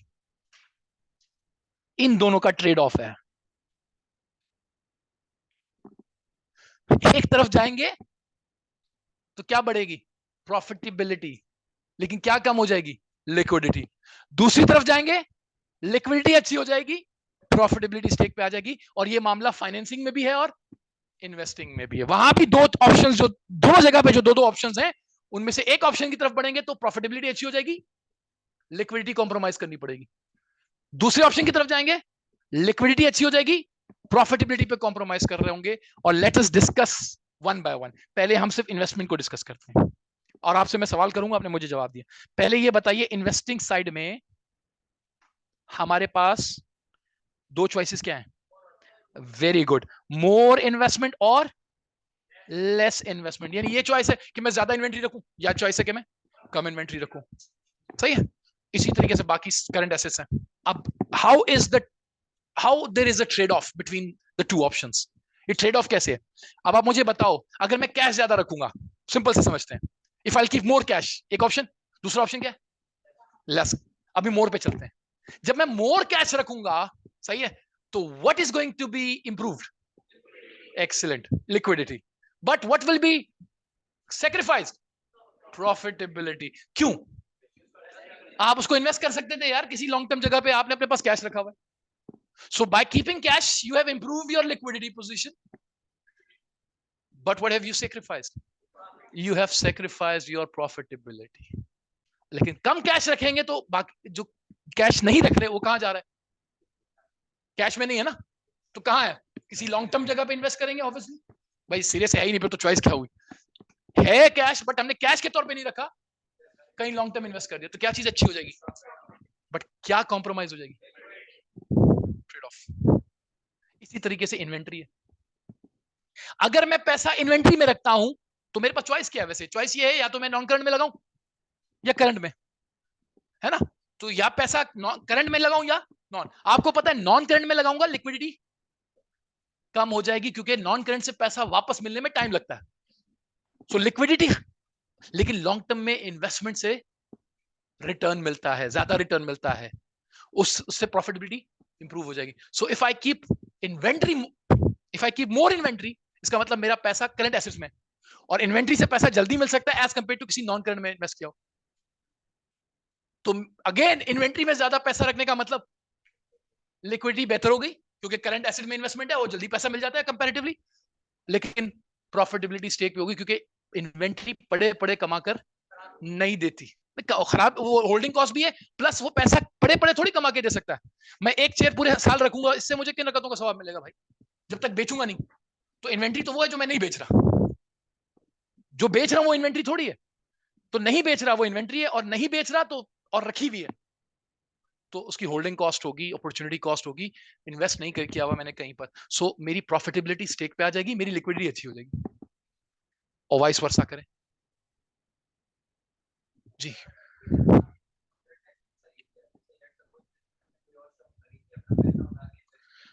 शॉप में, ठीक है।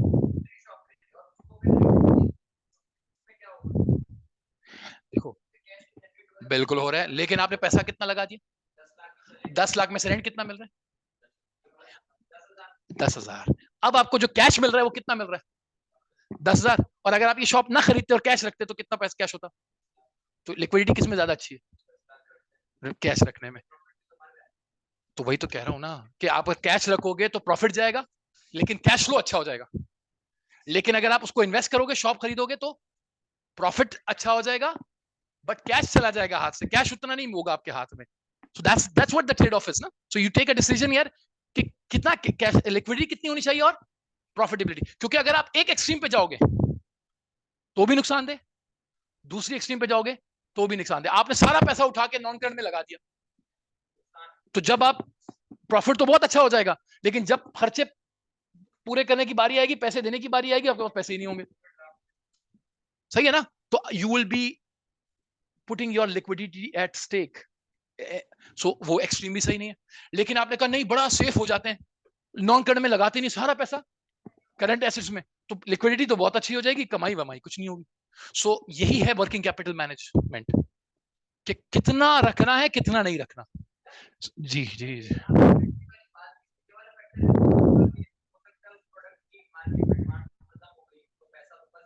जी। आगे जाके ये रिस्क भी होता है ना, ये सी होल्डिंग कॉस्ट है ना, ये सब होल्डिंग कॉस्ट का हिस्सा है। ये सारे drawbacks of having more inventory है, जिसका जिसको हम होल्डिंग कॉस्ट कहते हैं। अच्छा अब आ जाए लेस पे। जी जी। हाँ जी जी, बिल्कुल सही, बिल्कुल बिल्कुल सही। हाँ तो ठीक है ना, रिटर्न बन गया ना, ये तो मैं कह रहा हूँ आपसे। कैश फ्लो, प्रॉफिट तो देखो, आप ये सुनिए, वो कह रहे हैं कि अगर हमने शॉप रखी होगी तो उसकी वैल्यू भी तो अप्रिशिएट होगी। बिल्कुल, वैल्यू जब अप्रिशिएट होगी तो वो क्या है? गेन है, प्रॉफिट है, रिटर्न है ना। तो रिटर्न तो मैं कह रहा हूँ ना, नॉन करंट में रखेंगे तो करंट रिटर्न क्या हो जाएगा? बढ़ जाएगा। लेकिन क्या मसला करेगा? लिक्विडिटी, पैसा नहीं होगा, पैसा चला गया उस शॉप में। अरे यार वो तो फिर आपका बिजनेस, वो इन्वेंट्री का, वो फिर इन्वेंट्री कहलाएगी ना वो फिर। अगर अगर आप प्रॉपर्टी ही खरीद के बेचते रहते हो, खरीदते बेचते रहते हो, फिर वो इन्वेंट्री है, फिर वो शॉर्ट टर्म इन्वेस्टमेंट है, लॉन्ग टर्म नहीं कहलाएगी। अभी मैंने आपको किस बिजनेस का एग्जांपल दी थी? चेयर्स की, तो उसी पे रहते हैं। आप चेयर्स खरीद बेच रहे हो, अब आप शॉप खरीदते हो तो वो इन्वेंट्री नहीं है, वो आपकी नॉन करंट इन्वेस्टमेंट है, क्योंकि वो आप बेचने के लिए नहीं खरीद रहे हो, इस्तेमाल करने के लिए, उसके अंदर काम करोगे, बैठोगे शॉप। अब हर 2 दिन के बाद शॉप बेच रहे हो, उस कुर्सियां किधर लेके जाओगे? अच्छा खैर, एनीवेज, अब देखिए प्लीज, अब लेस इन्वेस्टमेंट अगर आप करते हो किसमें? वर्किंग कैपिटल में। यानी वर्किंग कैपिटल में लेस इन्वेस्टमेंट का मतलब है करंट एसेट्स में लेस इन्वेस्टमेंट।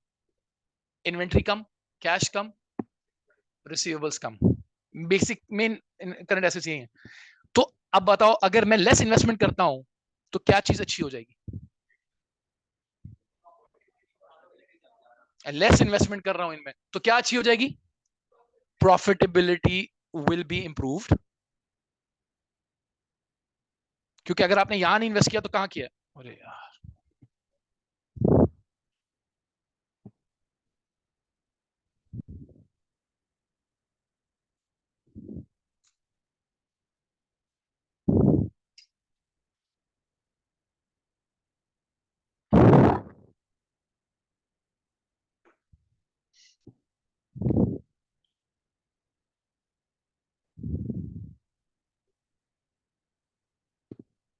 सो अगर लेस इन्वेस्टमेंट है तो क्या चीज अच्छी हो जाएगी? प्रॉफिटेबिलिटी हाई एंड लिक्विडिटी लो हो जाएगी।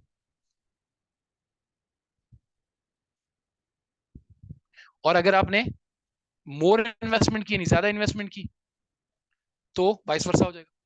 प्रॉफिटेबिलिटी क्या हो जाएगी? लो, एंड लिक्विडिटी क्या हो जाएगी? हाई। आपकी लिक्विडिटी पोजीशन अच्छी हो जाएगी if you have more investment in your current assets as compare to non current. You will be improving your liquidity position, but at the cost of profitability. नहीं, जरूरी नहीं ना इन्वेंट्री ज्यादा होने का मतलब ये सेल नहीं कर रहे हो। जब ज्यादा सेल कर रहे हो तो इन्वेंट्री कहां होगी? अगर मैं 50, अगर एक महीने में मैं 1 लाख यूनिट्स बेच सकता हूँ और 1 लाख ही मैं रखूं, तो इन्वेंट्री तो नहीं होगी। जब मैं 1.5 लाख रखूंगा और बेच कितना सकता हूँ? 1 लाख, तो उस केस में मेरी इन्वेंट्री ज्यादा होगी। जितने बेच सकता हूँ अगर उतने ही रखता हूँ, फिर तो इन्वेंट्री नहीं रख रहा ना, फिर तो उतनी ही डिमांड को मैच कर रहा हूँ। मैं चाह रहा हूँ, मैं इन्वेंट्री का मतलब है वो जो हम नहीं बेच रहे। ठीक है, और इस एक्सपेक्टेशन में ज्यादा रखने शायद बेच देंगे।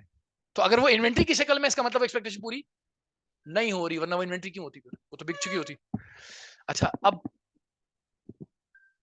सुनिए please.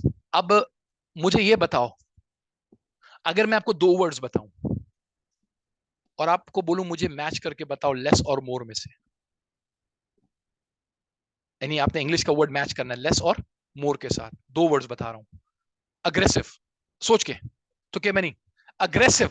If I call you aggressive in the working capital investment side, यानी आप वर्किंग कैपिटल इन्वेस्टमेंट में क्या हो? अग्रेसिव हो। You are aggressive person when it comes to investment in working capital management, aggressive हो, you are aggressive, तो आप less की तरफ जा रहे होगे या मोर की तरफ? सोच के बताइएगा, मैं रीजनिंग पूछूंगा। मोर। हाँ, और कौन कौन कह रहा है मोर? मोर। अच्छा, कौन कौन कह रहा है लेस? क्यों? हाँ यार, एग्रेसिव आदमी क्या चाहेगा? सेफ होना या प्रॉफिट का ज्यादा होना? एग्रेसिव आदमी किसकी तरफ ज्यादा होगा? सेफ साइड की तरफ ज्यादा जाएगा या रिटर्न की तरफ ज्यादा जाएगा? आप गाड़ी चलाओगे और आपको घर पहुंचना है और आप एग्रेसिव हो गए, तो गाड़ी तेज चलाओगे या स्लो चलाओगे, ताकि आप अपनी मंजिल पे पहुंच सको? फाइनेंशियल मैनेजमेंट की मंजिल क्या है? प्रॉफिटेबिलिटी। प्रॉफिटेबिलिटी तक किस अप्रोच से ज्यादा तेजी से जाओगे? अग्रेसिव अप्रोच, यानी ये less investment in working capital, more in non current. तो याद रखना, aggressive approach is always inclined towards profitability. Liquidity mean safety, safe side, low risk. Aggressive आदमी रिस्क लेता है, वो प्रॉफिट की तरफ जाता है। समझ में आई बात? So when you will be aggressive, आप क्या इन्वेस्टमेंट करोगे? Less investment in working capital या करंट एसेट, क्योंकि आप ज्यादा इन्वेस्टमेंट वहां करोगे जहां प्रॉफिट ज्यादा मिले। नॉन करंट अग्रेसिव इसको कहते हैं। आप उसको बोलो सर आपने कैश इतना कम रखा हुआ है, आप जाके जमीनें खरीद रहे हो या प्रॉपर्टी खरीद रहे हो, कैश इतना कम है, जरूरत पड़ी अल्लाह मालिक, अल्लाह मालिक वो देखेंगे। एग्रेसिव है ना ये बंदा एग्रेसिव होगा जो क्या करता है? जिसका रुझान किसकी तरफ हो? प्रॉफिटेबिलिटी की तरफ। और प्रॉफिटेबिलिटी कब ज्यादा होगी? जब इन्वेस्टमेंट इन वर्किंग कैपिटल क्या हो? लेस हो। सो एक अप्रोच क्या है, प्लीज यार रिक्वेस्ट है, अग्रेसिव अप्रोच में आप कहां कितनी इन्वेस्टमेंट करोगे? Less investment in working capital. और दूसरा है कंजर्वेटिव। यार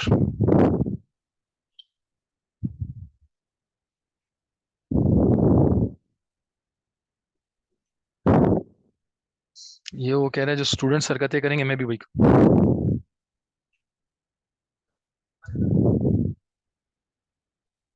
यार ये क्लोज हो रही है ना। अब देखिए जरा, एक अप्रोच कौन सी है? एग्रेसिव अप्रोच में क्या होगा? एग्रेसिव अप्रोच में क्या होगा? Less investment in working capital.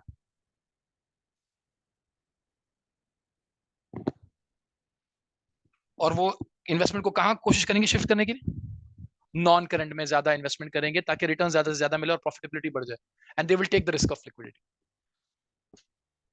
ठीक। अच्छा, दूसरा क्या है? दूसरी अप्रोच क्या है? कंजर्वेटिव। उसमें क्या होगी? मोर इन्वेस्टमेंट इन वर्किंग कैपिटल। ये कहलाती हैं इन्वेस्टिंग स्ट्रेटजीज।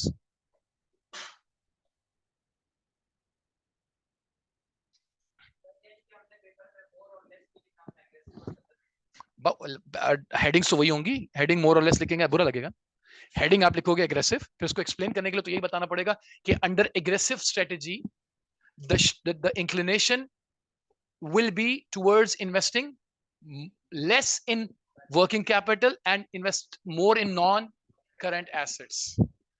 और on the other hand aggressive strategy की inclination क्या होगी? more investment in, ठीक है, working capital, less investment in non current assets. वजह क्या है? एग्रेसिव वाले की इंक्लिनेशन किस तरफ होगी? प्रॉफिटेबिलिटी की तरफ। और कंजर्वेटिव की होगी सेफ साइड। सेफ साइड कहां होगी? जब ज्यादा पैसा करंट में रखा होगा, क्योंकि जब पैसे की जरूरत होगी पे कर दोगे। ये दो स्ट्रेटेजीज हैं इन्वेस्टमेंट की। ठीक है जी। जी,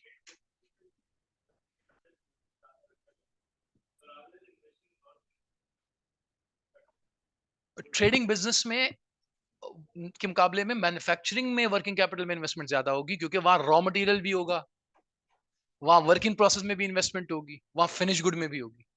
जबकि ट्रेडिंग बिजनेस में सिर्फ फिनिश गुड की इन्वेंट्री होगी, ना रॉ मटेरियल की होगी, ना वर्किंग प्रोसेस की होगी। सो यूजुअली कंपैरिजन में देखा जाए तो ट्रेडिंग बिजनेस के मुकाबले में वर्किंग कैपिटल में ज्यादा इन्वेस्टमेंट किस केस में होती है? मैन्युफैक्चरिंग। एक दूसरा बताऊं आपको, दूसरा, मैन्युफैक्चरिंग बिजनेस यूजुअली किसके साथ डील करते हैं? होलसेलर्स के साथ। और होलसेलर्स का रिलेशनशिप बी टू बी है, बिजनेस टू बिजनेस। आप मैन्युफैक्चरर हो, आप क्या हो? बिजनेस। जो होलसेलर है वो क्या है? वो भी बिजनेस है। So manufacturers usually deal with businesses, so B to B. और बी टू बी में उधार का रुझान ज्यादा होता है, तो रिसीवेबल भी उनका ज्यादा होगा। ट्रेडिंग बिजनेस में जरूरी नहीं कि आप किसी होलसेलर के साथ हो, आप हो सकता है डायरेक्ट कंज्यूमर के साथ हो। B to C relation, B to C में उधार हो भी सकता है, नहीं भी हो सकता। उधार का रुझान कंपैरेटिवली मैन्युफैक्चरिंग में ज्यादा होगा, because they have to deal another business. So इसलिए वर्किंग कैपिटल की इन्वेस्टमेंट अगर आप ट्रेड और मैन्युफैक्चरिंग के आपस में कंपेयर करोगे तो हमेशा मैन्युफैक्चरिंग बिजनेस में, सेम टाइप ऑफ बिजनेस में, पता चले मैन्युफैक्चरिंग किसी और का उठाया हुआ, ट्रेडिंग किसी और का उठाया, कंपेयर कर रहे हो, नहीं। कुर्सियों का ही मैन्युफैक्चरर और उन्हीं कुर्सियों का ट्रेडर, और सेम लेवल पे अगर बिजनेस कर रहे हैं, तो मैन्युफैक्चरर के अंदर वर्किंग कैपिटल इन्वेस्टमेंट ज्यादा होगी कंपेयर, उनकी जरूरत है बेसिकली, वो नहीं भी चाहेंगे तो उनको करनी पड़ेगी कुछ जगहों पे। ये दो स्ट्रेटेजीज है। अब एग्जाम का सवाल कैसा आता है सुनिएगा। एग्जाम का सवाल आता है, discuss working capital investing strategies. Investing strategies को क्या करें? डिस्कस करें। तो अब वो मैं थ्योरी लिखवा रहा हूं, आप लिखिए कि इस पे एक मैं लिखवा देता हूं, फिर उसके बाद आप अपने वर्ड्स में वहां जैसे लिखना चाहें लिखना है, जरूरी नहीं यही वर्ड छाप के आ जाए। तो अगर इसके ऊपर आ जाए कि डिस्कस करें, तो कैसे डिस्कस करेंगे आप, वो पूरी लो लिखवा रहा हूं, लिखिए।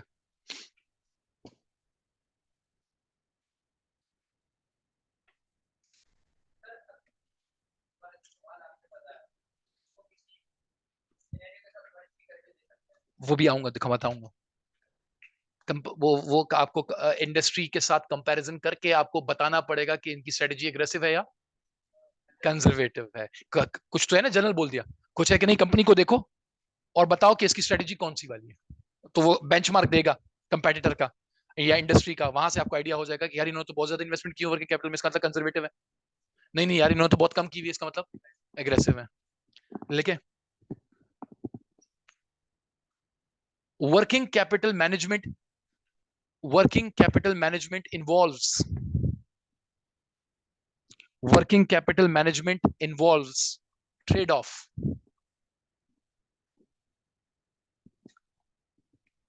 trade-off between क्या, between what, profitability and liquidity. Working capital management involves trade-off between profitability and liquidity. Full stop. Full stop.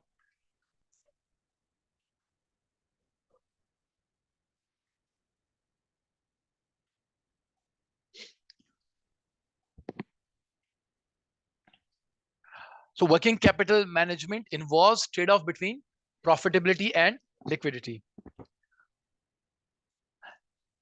The ultimate objective of a good working capital management will be, the ultimate objective of a good working capital management will be, क्या चाहेंगे आप बताओ, एक अच्छी working capital management क्या होगी, जो इन दोनों के दरमियान बैलेंस रखे या एक तरफ शिफ्ट कर जाए, बैलेंस। बिकॉज एक बिजनेस, जैसे जैसे हम खाना भी खाते हैं पानी भी पीते हैं ना, तो हमारे लिए पानी भी जरूरी है और खाना भी जरूरी है। तो आप यूं समझिए, प्रॉफिटेबिलिटी खाना है और लिक्विडिटी पानी है। पानी के बगैर हम ज्यादा देर तक नहीं रह सकते, खाने के बगैर फिर भी थोड़ा रह सकते हैं। सो प्रॉफिटेबिलिटी के बगैर बिजनेस फिर भी थोड़ा सर्वाइव कर सकता है, लिक्विडिटी के बगैर तो एक दिन भी सर्वाइव करना मुश्किल है। You can start a business without profit, you can't start a business without a cash, है ना। सो इसलिए बैलेंस ज्यादा अच्छा है दोनों के दरमियान, प्रॉफिटेबिलिटी और लिक्विडिटी के दरमियान। सो लिखिए, the objective of, ultimate objective of a good working capital management is to create a balance between the two, balance between the two, balance between the two, full stop. When it comes to formulating investing strategy, when it comes to, आपका नाम क्या, हाँ, मौजम, मौजम आप next time मेरे सामने इधर बैठोगे, उधर से दूर से मजा नहीं आ रहा, इधर नहीं, अभी कोई बात नहीं। आज तो तुमने जो वायरस फैलाना फैलाओ, अगली दफा तुम्हारे लिए एंटी वायरस ढूंढा, इधर आके बैठना है। नहीं इंशाल्लाह, यहाँ फायरवॉल लगा दूंगा मैं इंशाल्लाह, तो दूर से फायरवॉल लग नहीं पा रहा है। हाँ, formulating, when it comes to formulating working capital investing strategy, there will be two choices. There will be two choices. जी जी. When formulating working capital investment strategy, there will be two options. Either keeping more investment in working capital, more investment in working capital, or less investment in working capital.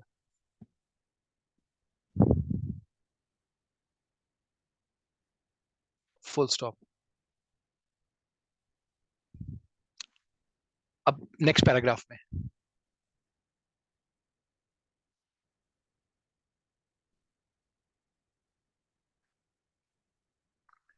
keeping more investment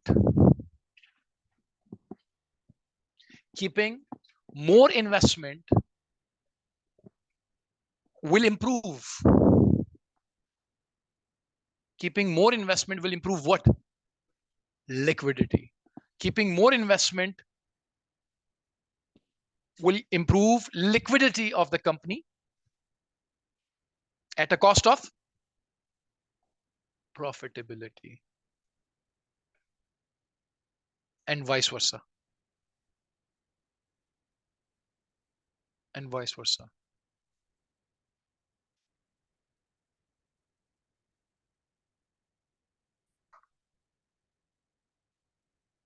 And vice versa. Full stop. This gives birth to two strategies. Yeah, this gives birth to two investment strategies. This gives birth to two investment strategies.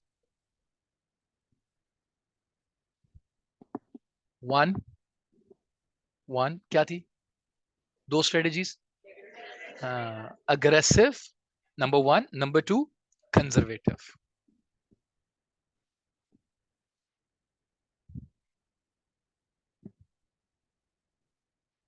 ठीक. अब aggressive की heading. Aggressive की heading.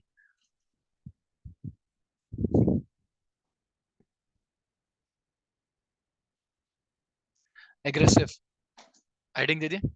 अब aggressive में क्या था वैसे? नहीं, पहले आप स्टार्ट करेंगे ना कि एग्रेसिव वाला किस तरफ ज्यादा रुझान है, फिर उसको कनेक्ट करेंगे ना कि किस तरीके से. सो लिखिए, aggressive strategy is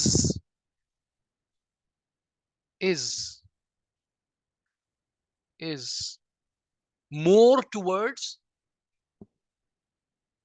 aggressive strategy is more towards profitability, and hence will result in what?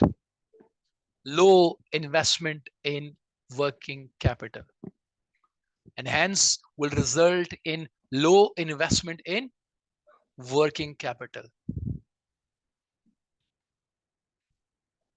अब एक जुमला काफी हो गया, पीछे हमने पूरी एक्सप्लेनेशन दे दी थी. अब आ जाए एग्रेसिव उसके ऊपर, कंजर्वेटिव के ऊपर.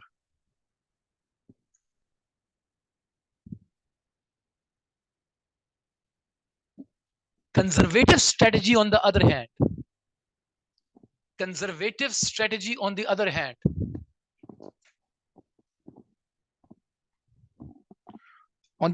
will be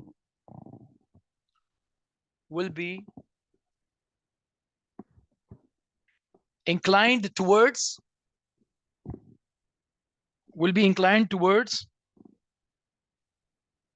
what? Will be inclined towards liquidity, bracket में लिख लिए, that is low risk.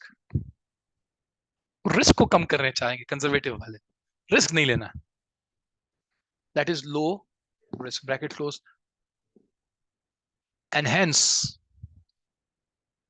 will result in high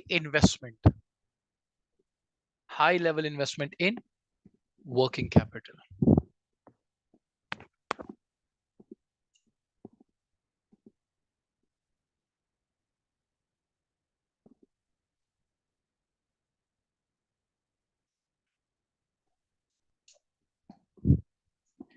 ठीक है. अच्छा, अब मुझे ये बताइए, थोड़ी देर के लिए सोचिए कि if you are deciding how much you should be investing in working capital, आपको कितना इन्वेस्ट करना है वर्किंग कैपिटल में, यानी इन्वेंट्री कितनी रखनी है, कैश कितना रखना है, रिसीवेबल्स यानी क्रेडिट पॉलिसी आपकी कितनी जेनरस होनी चाहिए या नहीं होनी चाहिए. इसके पीछे जब आप ये डिसाइड कर रहे होंगे तो आप कुछ ना कुछ फैक्टर्स तो ज़हन में रखेंगे ना, जिसकी बेस पर ये फैसला करेंगे. जैसे आप कोई गाड़ी खरीदने जाते हो तो डिसीजन फैक्टर्स पे बेस करता है ना, कि गाड़ी है कितने की, रीसेल वैल्यू उसकी कल कितनी होगी, लग्जरी है या नहीं है, डिजाइन कैसा है, कलर कैसा है. सो डिफरेंट फैक्टर्स होते हैं एक फैसले के पीछे. ये जो फैसला है जिसमें आप लेवल ऑफ क्या डिटरमिन करते हो, investment in what, in working capital. जी बस वो डॉक्टर बनते बनते मैं रह गया जी. मैं प्री मेडिकल का था तो राइटिंग डॉक्टरों वाली आ गई, डिग्री नहीं आई. सो अब मुझे बताएं, फैक्टर्स जो आप कंसिडर करोगे, जो जहन में आते बताएं कि फैक्टर नंबर 1 क्या होगा जिसको सामने रखकर आप ये फैसला करेंगे कि मुझे ज्यादा इन्वेंट्री या ज्यादा रिसीवेबल या ज्यादा कैश रखना है। न, अच्छा, नंबर 1 आपकी trading activity. Demand means trading activity, क्योंकि अगर आपकी सेल्स ज्यादा होंगी तो you will have to keep more inventory and as a result you will have more receivable as well, है ना। सो ओवरऑल ट्रेडिंग एक्टिविटी, एक छोटे परचून की दुकान है या एक चेन स्टोर है आपका, दोनों में फर्क होगा, दोनों की ट्रेडिंग एक्टिविटी में फर्क है, वॉल्यूम में फर्क है। That's good. So one factor is the overall trading activity, ये फैक्टर होगा एक। दूसरा फैक्टर क्या हो सकता है, सोच के बताइएगा। I'm not in a hurry that you give me the answer.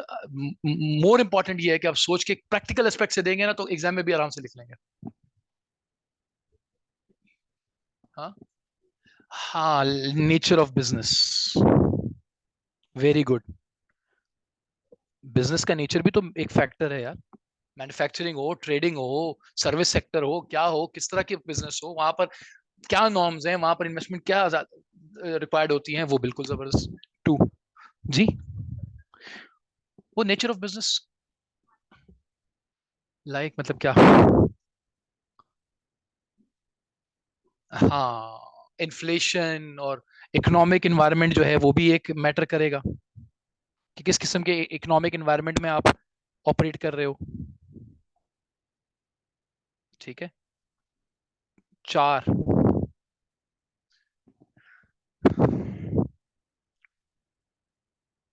अच्छा चले मैं let me ask you question. अगर आपका जो सप्लायर है वो टाइम पे डिलीवर कर देता है, यानी 5 दिन है तो 5 दिन में डिलीवर कर देता है, 8 दिन है तो 8 दिन में डिलीवर कर देता है, you are more certain about the duration of delivery, तो इन्वेंट्री जो आप रखोगे वो ज्यादा रखोगे या कम। लेकिन अगर आपका सप्लायर रिलायबल नहीं है, आपने ऑर्डर प्लेस किया, कभी 5 दिन लगा के डिलीवर कर देता है और कभी कभार 25 दिन भी लगा देता है। सो certainty related to supplier delivery time,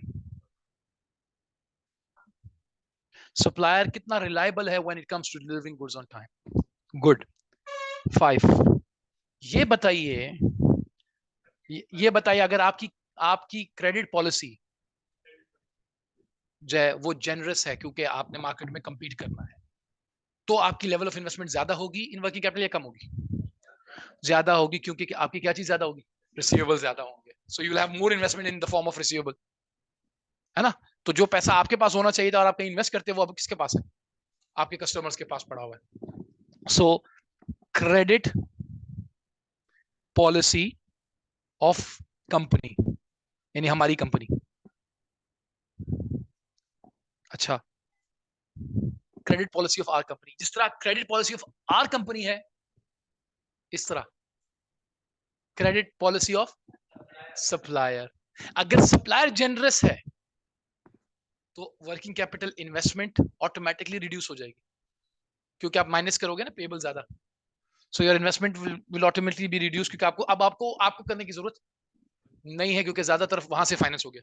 मिसाल के तौर पर आपने कहा यार मेरे करंट एसेट्स में 10 लाख हैं, तो 10 लाख में से 3 लाख तो वो दे देंगे, तो हमें सिर्फ 7 लाख की इन्वेस्टमेंट फिर करनी होगी, या फिर ये भी हो सकता है कि हमारे पास अपनी जेब से इन्वेस्ट करने का पोटेंशियल बढ़ जाए क्योंकि उधार ज्यादा है। सही है, तो उससे भी फर्क पड़ेगा। तो 6 क्या है, credit policy of suppliers. Supplier की क्रेडिट पॉलिसी क्या है।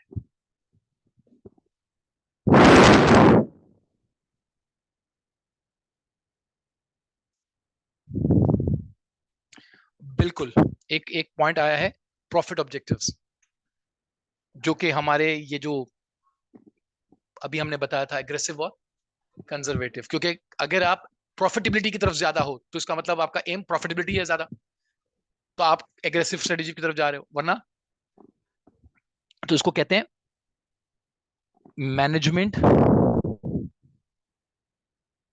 Management attitude towards risk.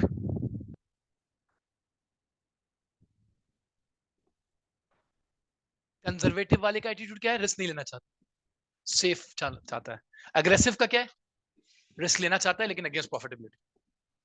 So that's the last point. So these are factors that determine the level of investment in working capital. इस पे नोट लिखने को आ जाता है। Discuss the factors behind the level of investment in working capital. कि कौन से factors हैं जिनको कंसिडर करके कोई कंपनी ये फैसला करती है कि कितनी इन्वेस्टमेंट करनी चाहिए वर्किंग कैपिटल में। ठीक, दैट्स इट।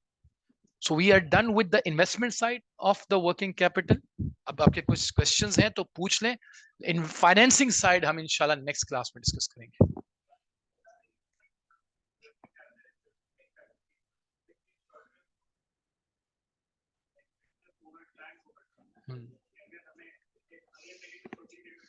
अच्छा पॉइंट है जी।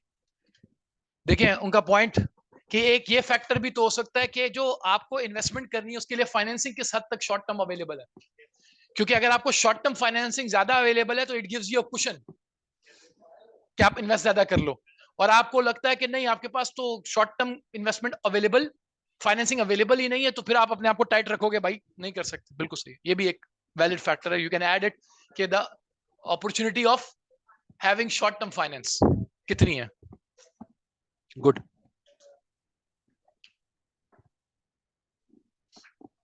अच्छा,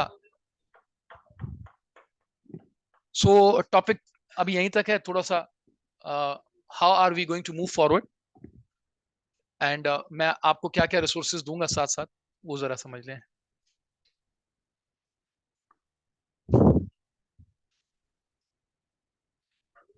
सर 4 and 5 फैक्टर्स क्या थे समझ नहीं आया।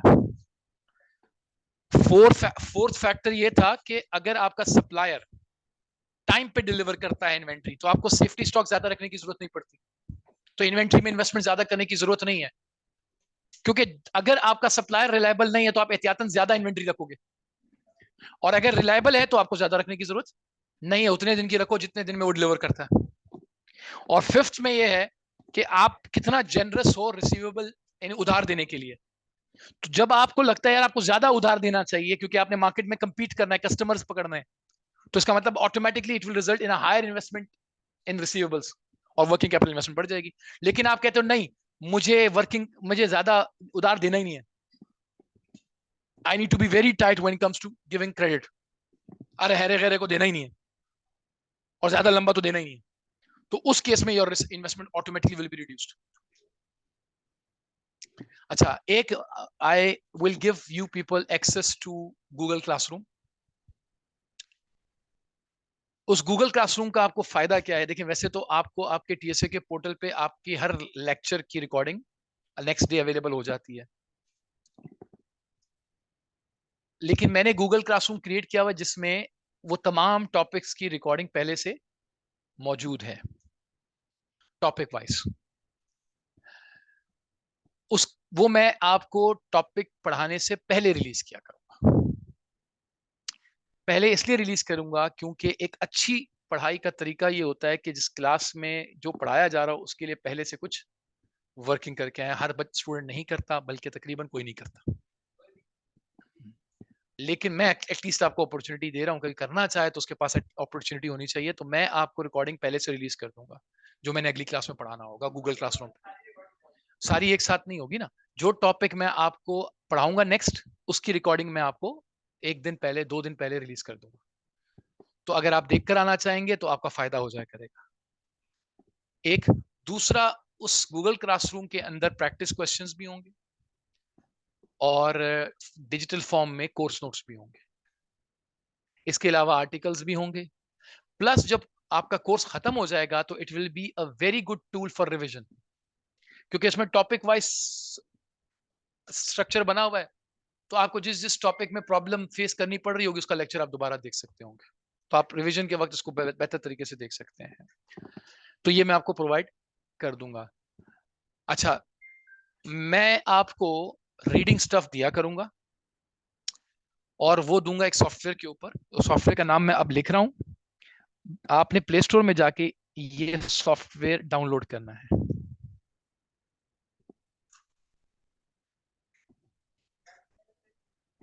जी, क्विजेस, ये प्ले स्टोर से डाउनलोड कर लें। इसके ऊपर हमें जो क्विजेस करवाऊंगा आपको सेक्शन वाइज, वो भी इस पे होंगे। एक दूसरा, मैं आपको घर से नोट्स इसके ऊपर अपलोड करूंगा, असाइनमेंट दूंगा। उन नोट्स का फायदा ये होगा, वो इंटरेक्टिव होंगे। इंटरेक्टिव से मुराद ये, लेफ्ट हैंड साइड पे नोट्स होंगे, आप रीड कर सकते होंगे, और राइट हैंड साइड के ऊपर उन नोट्स से रिलेटेड क्वेश्चंस होंगे। सो रीडिंग करने के बाद आप क्वेश्चंस अटेम्प्ट करेंगे तो it will give you an idea कि आपने वो जो पढ़ा है किस हद तक उसको सही समझा है। तो अगर इससे रिलेटेड कोई क्वेश्चन आ जाएगा एग्जाम में, तो क्या आप अटेम्प्ट कर सकेंगे? तो interactive quiz right hand side पे, लेफ्ट हैंड साइड पे पैसेज आपके सामने आ रहा होगा। ये मैं पैसेज आपको वक्तन फवक्तन रीड करने के लिए दूंगा, आपने करके आना है। ये आपको इतना ज्यादा थ्योरेटिकल एरिया जो है वो कवर करने में बहुत ज्यादा मदद देगा, क्योंकि सबसे ज्यादा रोना इसी में होता है, थ्योरी थ्योरी थ्योरी। हालांकि मैं आपको एक बात बताऊं, जिस बंदे के कॉन्सेप्ट्स अच्छे हों उसको थ्योरी में ज्यादा मसला नहीं होता। ऐसा लगता ऐसा है कि यार मेरी कैलकुलेशन तो बहुत तोप है और मैं थ्योरी में वीक हूं, वो नहीं हो सकता। हल्का पुल्का वीकनेस तो होगी लिखने के लिए, समझ में ना आए, यही ना पता हो लिखना क्या है, ऐसा नहीं। क्योंकि कॉन्सेप्ट्स भी बगैर थ्योरेटिकल कॉन्सेप्ट के कैलकुलेशन भी नहीं हो सकती है। क्योंकि जब आपको किसी चीज का कॉन्सेप्ट पता होगा तो ही उसकी कैलकुलेशन जो है वो मुख्तलिफ सिचुएशन में कर सकोगे, तो उसके बगैर हो ही नहीं सकता। तो the stronger the concepts the better will be your theoretical attempt. But anyways, मैंने उसका तरीका ये निकाला कि भाई मैं आपको नोट्स जो है उस पर अपलोड करके इसके अंदर क्वेश्चंस क्रिएट कर दिया करूंगा। ठीक है, दो। तीसरा, बीच बीच में कुछ लेक्चर्स ऐसे दूंगा मैं आपको जो आपके घर से देखने हैं।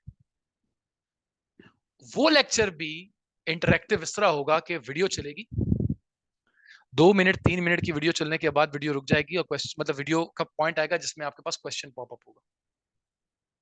तो 3-4 मिनट की आपने जो वीडियो देखी होगी उस पर क्वेश्चन आएगा, जो कि उस 4 मिनट की कॉन्सेप्ट के ऊपर क्वेश्चन होगा। आपने आंसर कर दिया, फिर आगे वीडियो देखी, फिर 5 मिनट की वीडियो चली, फिर एक क्वेश्चन पॉप आउट। तो इस तरह हाफ आवर का लेक्चर मैंने आपको दे दिया फॉर एग्जांपल किसी टॉपिक को घर पे पढ़ने के लिए। तो उसमें साथ साथ आप अपने आप को एग्जामिन भी कर पा रहे होंगे कि आप किस हद तक एक लेक्चर समझ पा रहे हो। ठीक है, और फिर एंड ऑफ द सेक्शन हमारा जो है वो end of the session quiz भी हो जाएगा।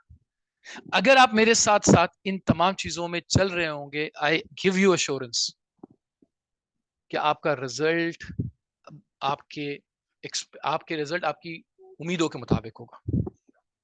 लेकिन अगर आप साथ साथ नहीं चल रहे होगे, फिर शिकायत अपने आप से करना, मुझसे नहीं। अगर साथ साथ, मैं गारंटी कर रहा हूं, मैं हर अटेम्प्ट में स्टूडेंट्स को एक बात बोलता हूं, if you are regular, punctual and trying the questions जो मैं आपको दे रहा हूं ऑन टाइम, मैं ये नहीं कह रहा हूं घर पे करके सही से करके आओ, ट्राई करना, जो कि हर बंदा कर सकता है। ये अगर आप साथ साथ कर रहे हो, ये पेपर कहीं नहीं गया, ये पेपर 100% पास है। ठीक है, तो मैं ये सारी चीजें कर रहा हूँ, अब आपका रिस्पॉन्स इसके लिए मुझे चाहिए होगा। ठीक है, इसके अलावा कोई क्वेश्चंस हैं तो पूछ लीजिए। यार ये बेसिकली एक एरर ये हुआ कि बार बार ये बंद हो रही थी तो वो सेव नहीं हो पाई, लेकिन ये जितना भी मैंने आपको करवाया है इसके नोट्स के अंदर मौजूद है। जी, जो कोर्स नोट्स मैं आपको दूंगा उसमें ये सब मौजूद है।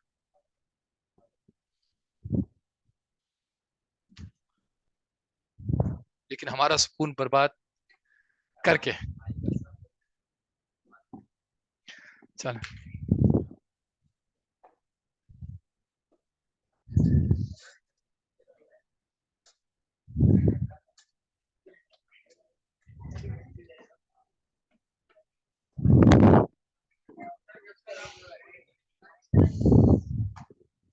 अच्छा, जो ऑनलाइन है क्या उनको कोई क्वेश्चन वेश्चन पूछना है? अदरवाइज मैं क्लास एंड कर रहा हूँ।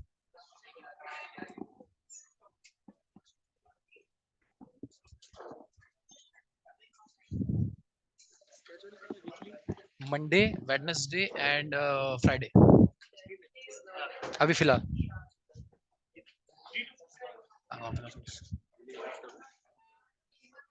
वेडनेसडे। चलें, ओके ठीक है, अल्लाह हाफिज। अल्लाह हाफिज।